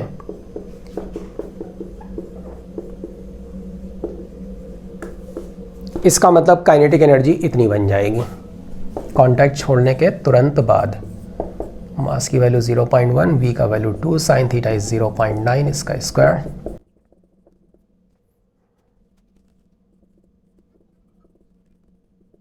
.162 जूल इतनी काइनेटिक एनर्जी बनेगी। क्वेश्चन नंबर 11 एंड 12, इसने बोला है कि एक लैंप है फिलामेंट का बना हुआ, मतलब उस फिलामेंट का अपना एक रेजिस्टेंस होगा। उस लैंप को सीरीज़ के साथ कनेक्ट किया है, एक कैपेसिटर के साथ सीरीज़ में कनेक्ट किया है और इस कॉम्बिनेशन को हमने एक अल्टरनेटिंग करंट के सोर्स के साथ कनेक्ट कर दिया जिसका आरएमएस वोल्टेज है 200 वोल्ट और उसकी फ्रीक्वेंसी है 50 हर्ट्ज़। इस लैंप के अक्रॉस जो पोटेंशियल डिफरेंस अपीयर हो रहा है दैट इज़ 100 वोल्ट और लैंप जो पावर कंज्यूम कर रहा है that is 500 watt. Phi is the phase angle between the current and the voltage and you have to find this angle. π√3 की वैल्यू अप्रॉक्सीमेटली आपको 5 लेना है और आपको बताना है इस कैपेसिटर की कैपेसिटेंस क्या होगी। सो this is a very simple question. ये जो पावर कंजम्पशन की बात इसने बोली है, आरसी सर्किट की जब आप बात करते हैं तो overall on an average capacitor तो कोई पावर कंज्यूम वैसे भी नहीं करता है, पावर कंजम्पशन तो ये आर ही करता है ना। और पावर का फॉर्मूला क्या होता है, VRMS into IRMS into cos phi. तो पावर की वैल्यू इसने दी है 500, VRMS की वैल्यू हमें पता है, IRMS हमें नहीं पता है। cos फाई क्या होता है, R/Z, Z is the impedance. अब हमें ना तो IRMS पता है, ना हमें R पता है, ना हमें Z पता है। बोल रहा है कि रेजिस्टेंस के अक्रॉस, ये जो लैंप है ना, इसके फिलामेंट का ही जो रेजिस्टेंस है वही रेजिस्टेंस इस सर्किट में अपीयर हो रहा है, बाकी कहीं कोई ओमिक रेजिस्टेंस यहाँ पर नहीं है।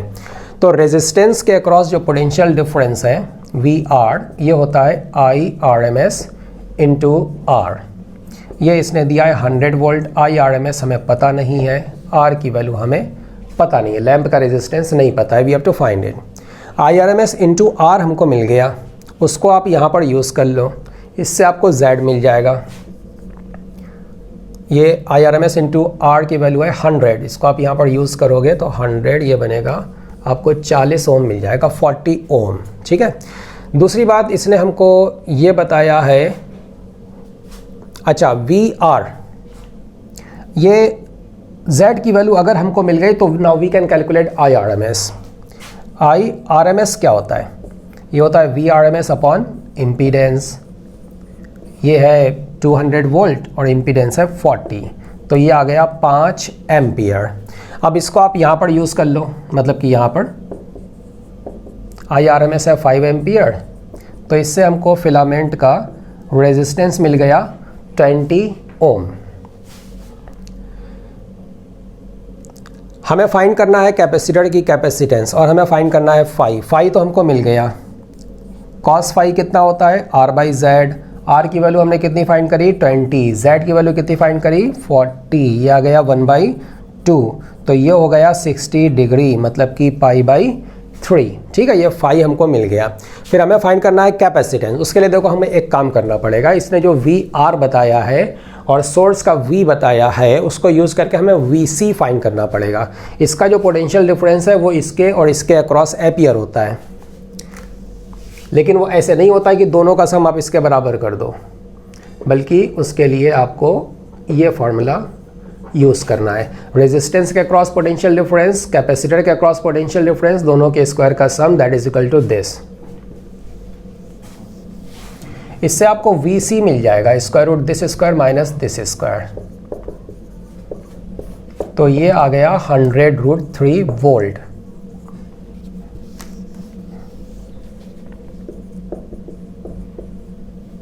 अच्छा, VC कितना होता है, VC होता है IRMS into XC। What is XC, the reactance that is offered by the capacitor, capacitive reactance. तो VC हमको मिल गया 100√3, IRMS हमको पता है 5 एम्पियर, तो इससे हमको XC का वैल्यू मिल जाएगा। तो XC का वैल्यू आ रहा है 20√3 ओम। ठीक है, और XC क्या होता है, XC होता है 1/ωc, तो इससे आपको C का वैल्यू मिल जाएगा। This is 1/ω and 20√3। अच्छा, ओमेगा की वैल्यू क्या होगी, ओमेगा की वैल्यू, ये फ्रीक्वेंसी दी है ना, तो ओमेगा हो जाएगा 2π इंटू दिस फ्रीक्वेंसी, 2πf।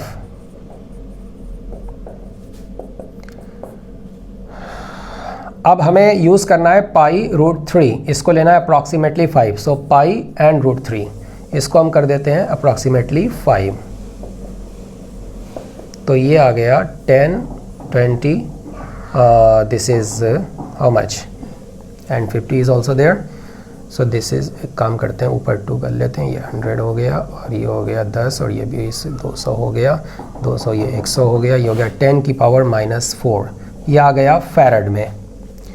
इसको आपको माइक्रोफैरड में निकालना है, C माइक्रोफैरड, तो ये आ जाएगा 100 माइक्रोफैरड। फैराड। ठीक है, तो जो सी का वैल्यू उसने पूछा है वो सी का वैल्यू हो जाएगा 100। क्वेश्चन नंबर 13 ऑफ 14 के लिए इसने एक पैराग्राफ दिया है, उसमें बोला है कि एक परफेक्टली कंडक्टिंग जीरो रेजिस्टेंस का एक सर्कुलर लूप है जिसकी रेडियस है ए, उसकी एक्सिस पर हमने एक मैग्नेट रखा है, मैग्नेटिक डाइपोल है जिसको हम इन्फिनिटी से मूव कराते हुए लाएंगे, और इसकी प्रॉपर्टी इसने ये बताई है कि इसके अंदर फ्लक्स कभी भी सडनली चेंज नहीं हो सकता है, क्योंकि ये परफेक्टली कंडक्टिंग है ना, इस वजह से ये फ्लक्स को चेंज नहीं होने देगा। तो जब ये डिस्टेंस आर पर पहुंच गया मैग्नेट, तब इसमें जो इंड्यूस्ड करंट है वो आई के बारे में आपको बताना है, आर पर वो कैसे डिपेंड करेगा, एम पर कैसे डिपेंड करेगा, एम इसका डाइपोल मोमेंट है। दूसरी बात, जब आप इसको पास लाओगे तो इसकी वजह से जो मैग्नेटिक फ्लक्स यहाँ पर चेंज हो रहा है, इंड्यूस करंट आएगी, तो इसमें अपना एक मैग्नेटिक डाइपोल मोमेंट आ जाएगा, इसके अपोजिट आएगा, इस डायरेक्शन में आएगा। आप ये कहने को m1 कह सकते हैं, ये m2 है जिसकी वैल्यू m के ही बराबर है। तो ये जो दो मैग्नेटिक डाइपोल होंगे ये एक ही एक्सिस के अलॉन्ग रखे हुए हैं, इनमें रिपल्शन होगा, और ये जो रिपल्सिव फोर्स लगेगा वो रिपल्सिव फोर्स की वैल्यू उसने दे दी है, एक्सप्रेशन दे दिया है। ये नहीं भी देता तो कोई बात नहीं, वो हम फाइंड कर सकते थे, तो इसने दे दिया, चलो अच्छी बात है, क्वेश्चन को लंबा नहीं बनाना चाहता था इसलिए उसने दे दिया। तो इस फोर्स की वैल्यू हम यूज़ कर लेंगे, फोर्स का एक्सप्रेशन।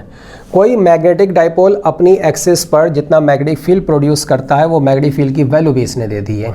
नहीं भी देता तब भी हमको पता ही था ये, है ना, एक्सिस पर मैग्नेटिक फील्ड इतना होता है, μ0/2πm/r³। तो जब ये मैग्नेटिक डाइपोल r डिस्टेंस पर पहुंच गया तब इसमें इंड्यूस करंट क्या होगी, आई मीन r और m के साथ कैसे चेंज होगी, लेट अस सी। देखो, जब ये इन्फिनिटी पर था तब इसका कोई मैग्नेटिक फील्ड यहाँ पर नहीं था, तब इसमें कोई करंट भी नहीं थी, ज़ीरो करंट थी, उसका कोई मैग्नेटिक फील्ड नहीं है तो कोई मैग्नेटिक फ्लक्स भी नहीं है। लेकिन जब वो पास आ गया कुछ डिस्टेंस पर तो उसका कुछ मैग्नेटिक फील्ड तो होगा ना, तो उसका कुछ इसमें से फ्लक्स भी जाना चाहिए। लेकिन स्टार्टिंग में जब ये इन्फिनिटी पर था तब तो उसमें फ्लक्स ज़ीरो था, तो अगर फ्लक्स शुरू में ज़ीरो है तो आगे भी किसी भी टाइम पर वो फ्लक्स ज़ीरो ही रहेगा। जब ये बार मैग्नेट, ये मैग्नेटिक डाइपोल यहाँ पर आ गया, इसका मैग्नेटिक फील्ड इधर है, उसकी वजह से एक फ्लक्स आएगा, उस फ्लक्स को कैंसिल करने के लिए जो इंड्यूस करंट आएगी वो अपना मैग्नेटिक फील्ड इधर जनरेट कर देगी, उसकी वजह से एक और फ्लक्स आएगा, और ये दोनों फ्लक्स एक दूसरे को कैंसिल कर देंगे, तब जाकर के टोटल फ्लक्स ज़ीरो बन पाएगा, जो कि होना चाहिए। इसलिए होना चाहिए क्योंकि जब ये यहाँ पर था तब फ्लक्स ज़ीरो था, आगे भी किसी भी टाइम पर मैग्नेटिक फ्लक्स को, टोटल फ्लक्स को ज़ीरो ही रहना है। उसने बोल दिया है कि फ्लक्स चेंज होगा नहीं। ओके, तो अब अगर इसमें करंट आई इंड्यूस हो गई तो ये कितना मैग्नेटिक फील्ड जनरेट करेगा, ये लूप अपने सेंटर पर μ0I/2a, उसकी रेडियस है, इतना मैग्नेटिक फील्ड जनरेट करेगा। जितना उसने सेंटर पे जनरेट किया, हम मान लेते हैं अप्रॉक्सीमेटली इतना ही इन सारे पॉइंट्स पर है, तो this magnetic field into the area, ये हो गया मैग्नेटिक फ्लक्स उसके अपने मैग्नेटिक फील्ड की वजह से, ठीक है ना, मैग्नेटिक फ्लक्स उसके अपने मैग्नेटिक फील्ड की वजह से। फिर इस बार मैग्नेट का जो मैग्नेटिक फील्ड है वो मैग्नेटिक फील्ड इतना हो जाएगा, तो उस मैग्नेटिक फील्ड का, इस मैग्नेटिक फील्ड का magnetic flux passing through the loop वो इतना हो जाएगा। ये दोनों फ्लक्स के मैग्नीट्यूड इक्वल होंगे, इन मैग्नीट्यूड को आप इक्वल कर दो, कर दिया इक्वल, ठीक है। एक फ्लक्स इधर जा रहा है, एक फ्लक्स इधर जा रहा है, अगर दोनों का मैग्नीट्यूड इक्वल है तो टोटल इसमें कोई फ्लक्स नहीं पार होगा, मतलब कि इससे पार होने वाला टोटल फ्लक्स ज़ीरो हो जाएगा। तो मैग्नीट्यूड हमने इक्वल कर दिए, या ऐसे समझ लो कि इसका अपना जो इंड्यूस्ड मैग्नेटिक फील्ड होगा और उसकी वजह से जो मैग्नेटिक फील्ड आ रहा है, दोनों के मैग्नीट्यूड अगर बराबर हो जाए, ये मैग्नेटिक फील्ड और ये मैग्नेटिक फील्ड अगर दोनों इक्वल हो जाए तो कैंसिलेशन हो जाएगा, टोटल मैग्नेटिक फील्ड ज़ीरो बनेगा, उसकी वजह से टोटल मैग्नेटिक फ्लक्स ज़ीरो हो जाएगा। ओके, तो इससे हमको क्या मिल गया, हमें चाहिए ये आई, तो आई मिल रहा है 2a/2π इंटू m/r³,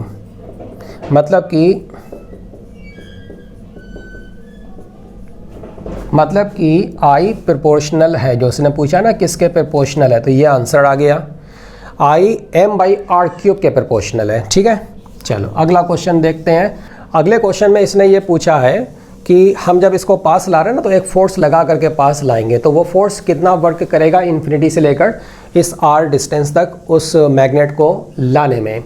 ये तो कोई रिपल्सिव फोर्स लग रहा था ना, दोनों में रिपल्शन हो रहा था, तो इसको जब हमें पास लाना है तो हमें उसके अपोजिट में एक फोर्स लगा के रखना पड़ेगा, यही फोर्स लगाना पड़ेगा, कांस्टेंट वेलोसिटी से हम लाएंगे अगर। तो यही फोर्स लगाना पड़ेगा। तो बाहर से जो फोर्स लगाया जा रहा है वो इस तरफ है और डिस्प्लेसमेंट भी इसी तरफ है, तो इसका जो एक्सटर्नल फोर्स है जो इसको ला रहा है उसका जो वर्क होगा वो तो पॉजिटिव हो जाएगा। अब वो है कितना, चूंकि ये वेरिएबल फोर्स है, आर बदल रहा है तो फोर्स वेरिएबल, तो ये जो हमें इसके अगेंस्ट में लगाना पड़ेगा वो भी एक वेरिएबल फोर्स है, वो भी इतना ही है, वेरिएबल फोर्स है। वेरिएबल फोर्स का वर्क फाइंड करने के लिए क्या करते हैं, एफ डॉट डी आर, दोनों की डायरेक्शन सेम है, this is simply F D R. इसका इंटीग्रेशन कर दो आप इन्फिनिटी से लेकर आर तक, ये वर्क हो जाएगा के m1 m2 अपॉन आर की पावर फोर्स, ये फोर्स है।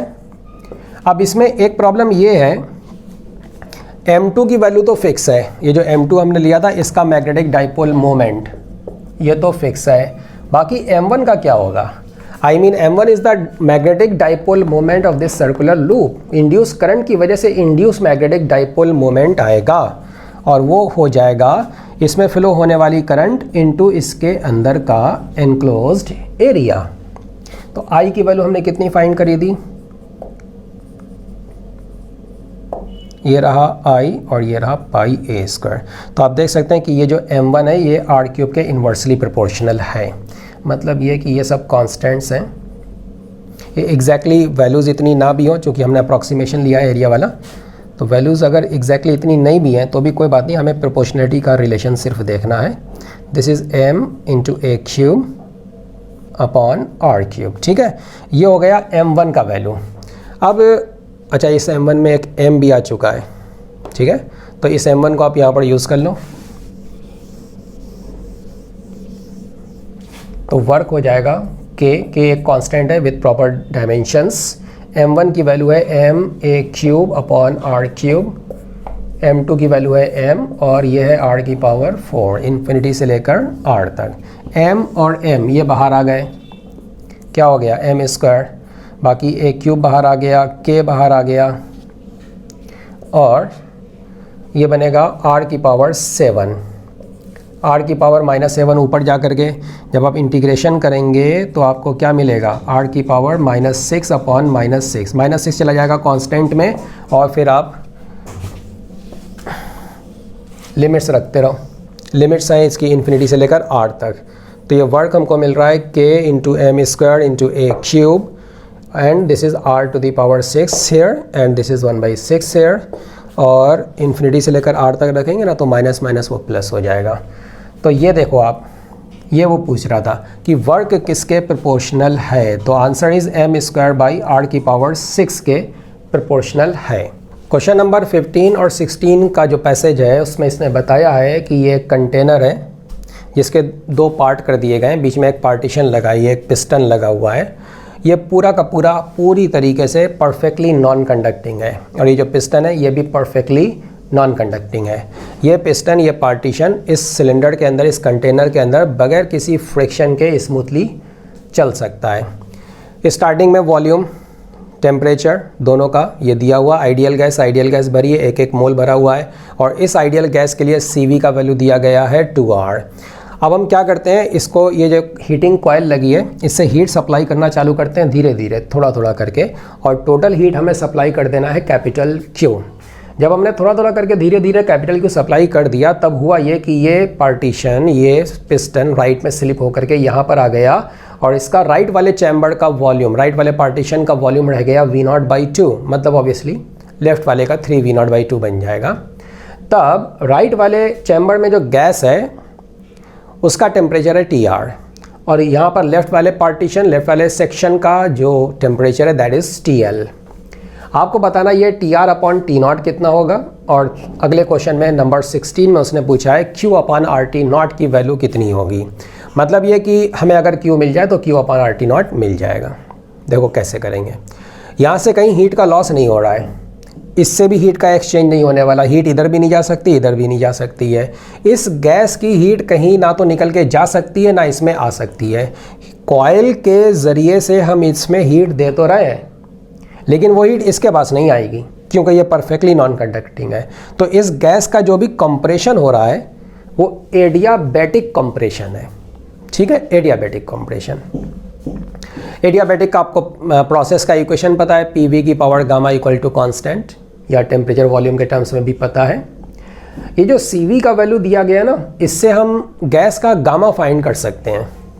CV क्या होता है, R अपॉन गामा माइनस 1, और ये दिया गया है 2R, तो इससे हमको गामा की वैल्यू मिल गई 3/2।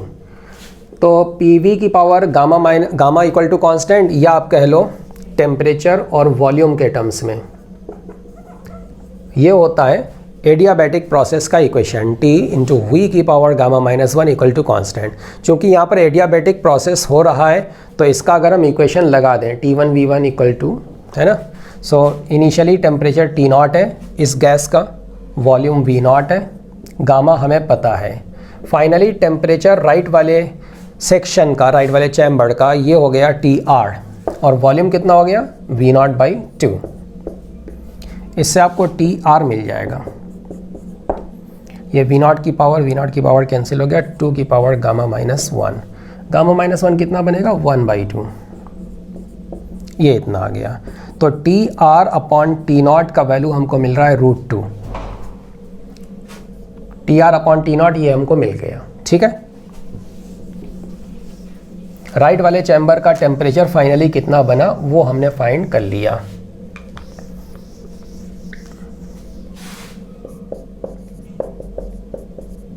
ये इतना बन गया। अब हमें Q की वैल्यू और चाहिए, जो हम जितनी हीट सप्लाई कर रहे हैं, जिसकी वजह से पिस्टन खिसक गया राइट में, इतना खिसक गया कि ये वॉल्यूम आधा रह गया, तो वो हीट कितना है वो हमें पता करना है, तब जा करके हमको ये रेशियो मिल पाएगा। देखो ऐसा हो रहा है कि ये जो भी हम हीट सप्लाई कर रहे हैं ये दो जगह जाएगी। एक तो गैस का जो एक्सपेंशन है ना, तो ये गैस इस पिस्टन पे वर्क कर रही है, वो जो वर्क होगा वो भी इसी हीट से आएगा। और दूसरा क्या होगा, दूसरा ये हीट जो है इसका कुछ हिस्सा इस गैस की इंटरनल एनर्जी को बढ़ा देगा। अगर हमें इसका फाइनल टेम्परेचर पता चल जाए, इनिशियल तो पता है फाइनल टेम्परेचर इसका TL है, तो फाइनल माइनस इनिशियल टेम्परेचर के हिसाब से हम डेल्टा U कैलकुलेट कर सकते हैं। और अगर इसका हमें वर्क पता चल जाए तो डेल्टा W मिल जाएगा, दोनों को ऐड करेंगे तो हमें ये Q का वैल्यू मिल जाएगा। अब जितना वर्क ये गैस करेगी पिस्टन पर, उतना ही वर्क ये भी करेगी गैस इस पिस्टन पर, लेकिन साइन अपोजिट हो जाएगा, नेगेटिव। क्योंकि पिस्टन बगैर किसी फ्रिक्शन के स्लिप कर सकता है, तो फिर बताओ ये पिस्टन धीरे धीरे क्यों स्लिप कर रहा है? इसका मतलब विदाउट एनी एक्सेलरेशन स्लिप कर रहा है। इसका मतलब जो फोर्स इधर वाली गैस ने लगाया राइट में, सेम फोर्स राइट वाले चैम्बर की जो गैस है वो लगाएगी इस पिस्टन पर लेफ्ट में। पिस्टन धीरे धीरे जा रहा है विदाउट एनी एक्सेलरेशन, तो जितना ये फोर्स होगा उतना ये फोर्स होगा। अब ये कुछ डिस्प्लेसमेंट हुआ, फोर्स ऑब्वियसली वेरिएबल है तो बदलेगा, जितना ये रहेगा किसी भी टाइम पर उतना ही ये भी रहेगा। तो फॉर द सेम डिस्प्लेसमेंट जो इसका वर्क है वही इसका वर्क होगा। मैग्नीट्यूड्स इक्वल होंगे, साइंस डिफरेंट होंगे, इसका वर्क पॉजिटिव होगा, उसका वर्क नेगेटिव। ठीक है, ये आप समझ रहे होंगे। तो अगर हम इसका वर्क कैलकुलेट कर लें, इस गैस पर होने वाला वर्क, या कह लो कि इस गैस ने जो वर्क किया वो नेगेटिव, उतना वर्क मैग्नीट्यूड, तो वही वर्क इसका भी वर्क हो जाएगा। क्योंकि यहाँ पर एडियाबैटिक प्रोसेस हो रहा है और एडियाबैटिक के लिए हमारे पास डायरेक्ट फार्मूला होता है, इसलिए हम इसका वर्क कैलकुलेट करेंगे। जो वर्क इस गैस पर हो रहा है राइट चैम्बर में, वो वर्क हमें कैलकुलेट करना है। देखो एडियाबैटिक प्रोसेस राइट वाली गैस के लिए हम लिख रहे हैं, एडियाबैटिक प्रोसेस में डेल्टा Q होता है 0, मतलब कि एडियाबैटिक प्रोसेस के लिए वर्क डन हो जाएगा माइनस डेल्टा U के बराबर। और डेल्टा U क्या होता है? NCV डेल्टा T के बराबर होता है। नंबर ऑफ मोल्स 1 है, CV का वैल्यू 2R है, डेल्टा T फाइनल टेम्परेचर, ये रहा final temperature, minus initial temperature, minus 2R T0 into √2 minus 1। इतना वर्क किया है ये राइट वाली गैस ने, मतलब गैस पर वर्क किया गया, नेगेटिव है। ये अगर वर्क का मैग्नीट्यूड की बात करें, इतने ही मैग्नीट्यूड का वर्क ये गैस करेगी पिस्टन पर, फोर्स के हिसाब से हम आपको समझा चुके हैं। तो इस गैस ने जो वर्क किया वो इतना ही पॉजिटिव हो जाएगा, 2R T0 √2 माइनस 1, इतना वर्क होगा। लेफ्ट चैम्बर की जो गैस है उसने जो वर्क किया है वो इतना है और ये पॉजिटिव है, क्योंकि उस गैस का एक्सपेंशन हो रहा है तो ये वर्क पॉजिटिव होना चाहिए, ये पॉजिटिव है। अब हमें फाइंड करना है इसका डेल्टा U, उसके लिए हमें डेल्टा T चाहिए, उसके लिए हमें फाइनल टेम्परेचर चाहिए। फाइनल टेम्परेचर कैलकुलेट करना पड़ेगा। अब देखो इसके लिए हम क्या करेंगे हम इसके लिए ये यूज़ करेंगे PV upon T equal to PV upon T। Finally अगर इसका प्रेशर P है तो इसका भी प्रेशर P होगा, इनिशियली जो भी रहा, इनिशियली मान लो P0 है हम कहते हैं, और फाइनली इसका अगर P हो गया तो फाइनली इसका भी प्रेशर P होगा। क्यों? क्योंकि पिस्टन बगैर किसी फ्रिक्शन के जब स्लाइड कर सकता है तो स्लाइड क्यों नहीं कर रहा है, ये रुका हुआ क्यों है? तो प्रेशर बराबर होंगे तभी ना रुका हुआ रहेगा, दोनों फोर्सेस बराबर रहेंगे, है ना, तभी रुका रहेगा। तो अगर फाइनल प्रेशर राइट साइड में P है फाइनली, तो लेफ्ट साइड में भी P है। तो देखो हम राइट वाली गैस के लिए ये फाइनल प्रेशर कैलकुलेट कर लेते हैं। क्यों? क्योंकि इसमें एडियाबैटिक प्रोसेस है और इसका इक्वेशन हमें पता है, ये कांस्टेंट होता है PV की power gamma. So for the right side gas final pressure we don't know, final volume इसकी power gamma equal to initial pressure, may be this is P0, initial pressure into initial volume की power gamma. ठीक है, तो इससे हमको final pressure मिल तो जाए, लेकिन एक प्रॉब्लम ये है कि इनिशियल प्रेशर तो पता नहीं है, इनिशियल प्रेशर P0 है, तो इनिशियल प्रेशर आप ये लिख लो P equal to nRT upon V, PV equal to nRT के हिसाब से जो इनिशियल प्रेशर है इसके लिए या इसके लिए जो भी आपको देखना है, n की वैल्यू 1 है, टेम्परेचर की वैल्यू T0 है, वॉल्यूम की वैल्यू V0 है। तो ये हो गया फाइनल प्रेशर। वही फाइनल प्रेशर इसका भी होगा, तो इसका फाइनल प्रेशर तो हमको मिल गया। अब फाइनल प्रेशर अगर पता है तो फिर हम फाइनल टेम्परेचर भी इसका फाइंड कर सकते हैं। ये देखो, ये आप यूज़ करो P1 V1 upon T1 equal to P2 V2 upon T2, मतलब कि नंबर ऑफ मोल एक था तो नंबर ऑफ मोल एक ही रहेगा, 1 equal to 1, and the number of mole is PV upon RT, है ना, PV upon RT। So final pressure and final volume upon final temperature, left वाली गैस के लिए अब हम लिख रहे हैं pressure volume temperature, final final final equal to initial, initial pressure, initial volume and initial temperature.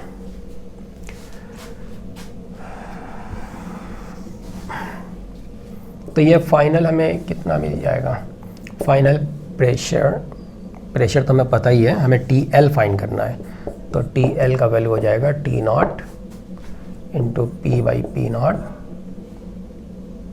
Into 3/2। P/P0 ये तो पहले ही लिखा हुआ था, हमको इसको कन्वर्ट करने की भी ज़रूरत नहीं थी, ये यहाँ पर पहले ही से P0 है ना, तो P/P0 बनेगा 2 की पावर 3/2, T0 इंटू 2 की पावर 3/2 एंड 3/2, ये 2 यहाँ एडजस्ट कर दो तो ये बन जाएगा।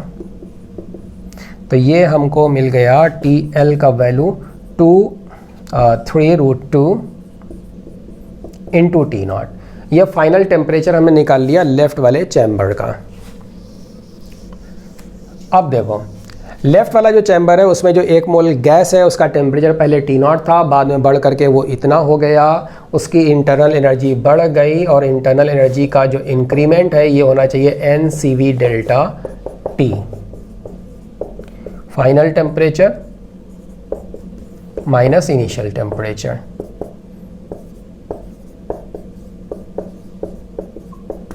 ठीक है, ये हो गया डेल्टा U। इस गैस के लिए हमने डेल्टा U कैलकुलेट कर लिया, इसके लिए हमने डेल्टा W कैलकुलेट कर लिया। दोनों को जब हम ऐड करेंगे तो हमें डेल्टा Q मिल जाएगा। दोनों को ऐड कर दो, 2RT0 कॉमन आ जाएगा, ये हो जाएगा 4√2 और ये हो जाएगा 2।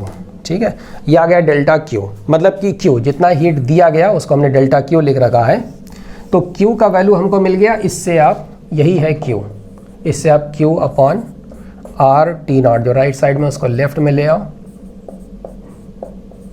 इसको आप ये लिख सकते हैं, दिस इज द आंसर। इसको आप बदल के ऐसे लिख लो 4 into 2√2 minus 1, this is the answer. Question number 17 में उसने एक ये सेटअप दिया है, एक सेल है, EMF ये इंटरनल रेजिस्टेंस R1 है, और इधर ये R0/2 एक रेजिस्टेंस लगा हुआ है। मीटर ब्रिज का ये वायर है जिसका अपना टोटल रेजिस्टेंस इस वायर का है 50 विच इज़ R0, मतलब कि R0/2 दिस इज़ 25 ओम।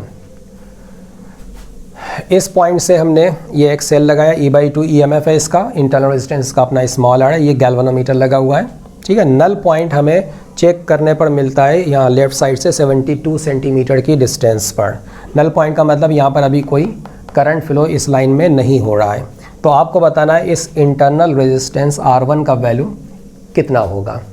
देखो जब नल पॉइंट यहाँ पर मिल गया तो इसमें तो कोई करंट है नहीं, तो जो भी करंट है वो इस लूप में फ़्लो हो रही है। अब अगर इस करंट को हम आई मान लें,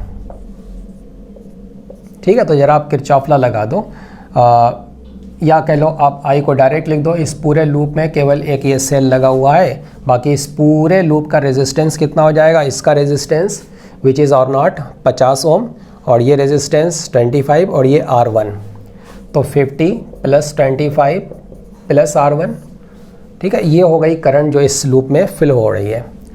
अब इसमें कोई करंट नहीं है, तो जो ये EMF है that is the potential difference across these two points, across these two terminals, and that should be the potential difference across this line from this point up to this point।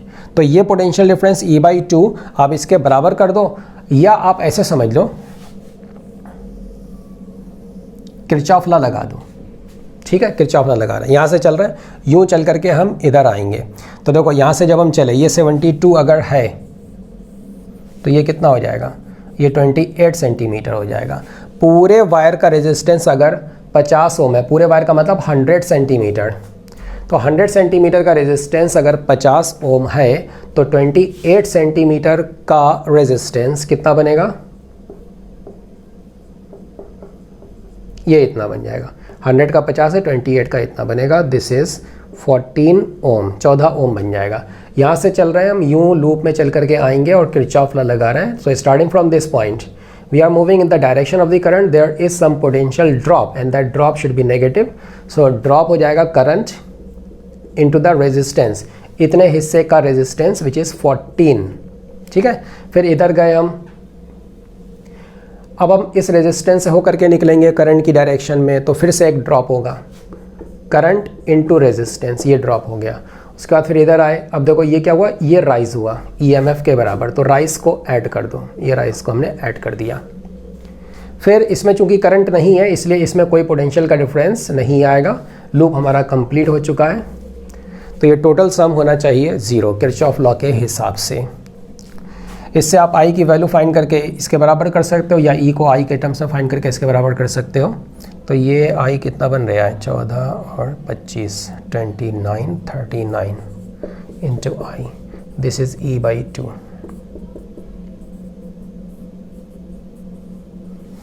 ठीक है, ये I आप इसके equal कर दो, इसको आप solve कर लो, आपको स्मॉल r1 का वैल्यू मिल जाएगा। तो R1 का वैल्यू हमको मिल रहा है 3 ओम। क्वेश्चन नंबर 18 में इसने बोला है 2 स्टार्स हैं, एक का मास है 3 ms और दूसरे का मास है 6 ms। इनके बीच का डिस्टेंस है 9r। ये जो r है ये सन का डिस्टेंस है अर्थ से। सन का मास है ms, उसका 6 टाइम्स इस स्टार का मास है, उसका 3 टाइम्स इस स्टार का मास है। अर्थ का डिस्टेंस सन से ये है r और उसका 9 टाइम्स है इन दोनों के बीच का डिस्टेंस। अर्थ सन के अराउंड जो घूमती है अप्रॉक्सीमेटली एक सर्किल में, उसका टाइम पीरियड अगर t है रोटेशन का, घूमने का। अब ये दोनों जो स्टार्स हैं ये अपने कॉमन सेंटर ऑफ मास के अराउंड घूम रहे हैं, इनके घूमने का जो टाइम पीरियड है वो nt है, t अर्थ का टाइम पीरियड है। तो फिर आपको बताना है ये n कितना होगा, ये बताना है। देखो ये जो t है अर्थ के लिए, इसको हम क्या लिख सकते हैं, 2π√r³ g ms। ms is the mass of the sun. अब हम फाइंड कर लेते हैं इन स्टार्स में से किसी एक के घूमने का टाइम पीरियड, जो एक का होगा वही दूसरे का होगा। अगर ये डिस्टेंस r1 है और ये r2 है, तो r1 क्या होता है, this mass upon total mass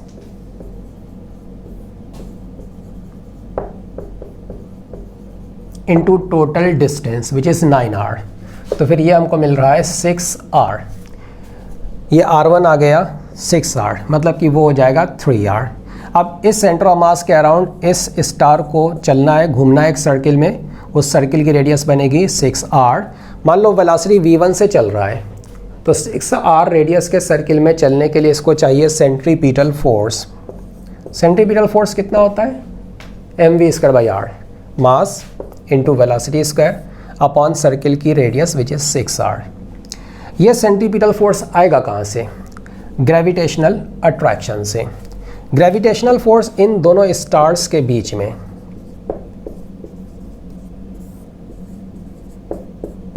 इतना लगेगा। This should be equal to this centripetal force.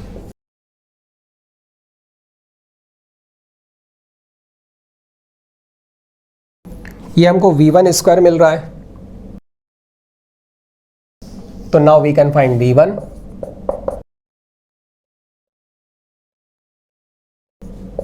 ठीक है, ये हो गया gms upon r। Okay, so this is v1। अब ये स्टार v1 स्पीड से चल रहा है और एक रोटेशन में इसको टाइम कितना लग रहा है t डैश, ये हमें फाइंड करना है। तो इसके लिए एक रोटेशन का मतलब, एक ऑर्बिट का मतलब सरकमफरेंस 2 पाई r1 अपॉन उसके चलने की वेलोसिटी 2 पाई r1 कितना है? 6r के बराबर। v1 का ये वैल्यू आप यहाँ पर यूज़ कर लो, 6/9 square root gms upon r। तो हमें t डैश मिल जाएगा 9/6। r को रूट के अंदर ले जाओ, ये r ऊपर चला जाएगा, r³/gms स्क्वायर रूट के अंदर आ जाएगा। तो ये हमको मिल गया 9 into 2 pi into r³ upon gms। ये जो चीज़ है, ये देखो सेम चीज़ यहाँ पर है, तो ये हो जाना चाहिए 9t। इसका मतलब ये क्या चीज़ है? तो n का वैल्यू हमें मिल रहा है 9। क्वेश्चन नंबर 19 में इसने ये बोला है 3 मेटल्स हैं p, q, r, इन पे फोटॉन्स पड़ रहे हैं और इलेक्ट्रॉन्स निकल रहे हैं। इससे जो मोस्ट एनर्जेटिक इलेक्ट्रॉन निकल रहे हैं उनकी एनर्जी, काइनेटिक एनर्जी है EP, और इससे जो मोस्ट एनर्जेटिक इलेक्ट्रॉन निकल रहे हैं उनकी है EQ काइनेटिक एनर्जी, और इससे जो निकल रहे हैं उनका काइनेटिक एनर्जी है ER। बोल रहा है कि इस एक्सपेरिमेंट में जो फ्रीक्वेंसी हमने इन दोनों पर इस्तेमाल करी है वो तो इक्वल है, लेकिन इस पर कोई डिफरेंट फ्रीक्वेंसी हमने इस्तेमाल करी है। तो मान लेते हैं कि लाइट की जो फ्रीक्वेंसी है वो न्यू और न्यू है इन दोनों केस में। इस केस में कुछ अलग है, मे बी न्यू डैश। बोल रहा है कि इसका वर्क फंक्शन इतना है, Q का वर्क फंक्शन 4.5 इलेक्ट्रॉन वोल्ट है, R का वर्क फंक्शन इतना है। तो फिर आपको बताना है, अगर ये कंडीशन आपको मिल रही है इन तीनों एनर्जीज़ में, तो फिर आपको बताना है R पर जो फोटॉन्स पड़ रहे हैं उनमें से एक फोटॉन की एनर्जी कितनी है इलेक्ट्रॉन वोल्ट में। मतलब ये कि h न्यू, R पर नहीं, h न्यू नहीं, R पर जो फोटॉन पड़ रहा है उसकी फ्रीक्वेंसी न्यू डैश है ना, तो h न्यू डैश की वैल्यू आपको बताना है। देखो, जब न्यू फ्रीक्वेंसी का फोटॉन पड़ा तो फोटॉन इतनी एनर्जी लेकर के आया, उसमें से वर्क फंक्शन आप इसका निकाल दो। P के लिए हम लिख रहे हैं, तो वर्क फंक्शन हम निकाल दिए 4.0। तो इतनी मैक्सिमम काइनेटिक एनर्जी से इलेक्ट्रॉन निकलेगा, मतलब ये होना चाहिए EP।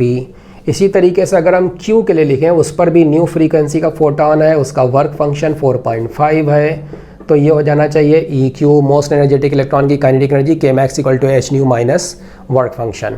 And for this R, h nu dash photon की energy minus the work function, ये होना चाहिए ER के बराबर।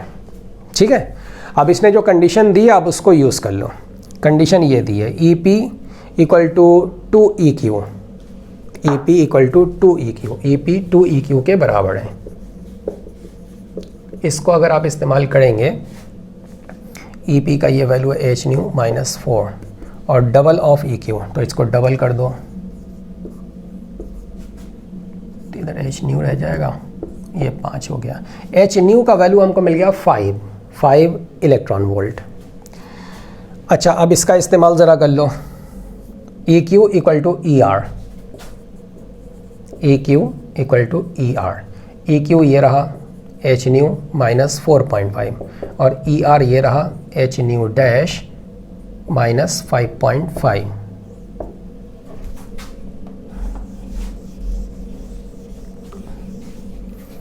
h न्यू का वैल्यू हमें पता चल चुका है, ये 5 है, यहाँ पर हम यूज़ कर रहे हैं। हमें फाइंड करना है h न्यू डैश। 5.5 को इधर ले आओ, ये कितना बचा, 0.5 plus 5.5। So this is the end of this paper. हमें इसका वैल्यू मिल गया 6 electron volt, h nu dash जो R पे फोटॉन पड़ रहा है उसकी energy. This is the end of this question paper. Complete होता है तो काफ़ी तो नहीं बोलना चाहिए, मीडियम कह सकते हैं, वैसे हमारे लिए तो काफ़ी आसान है, आप लोग के लिए मीडियम कह सकते हैं। अच्छा पेपर था, बहुत अच्छा पेपर था, दोनों पेपर बहुत अच्छे थे, कहीं पर कुछ उलझने का काम ही नहीं था, सब कंसेप्चुअल क्वेश्चन थे।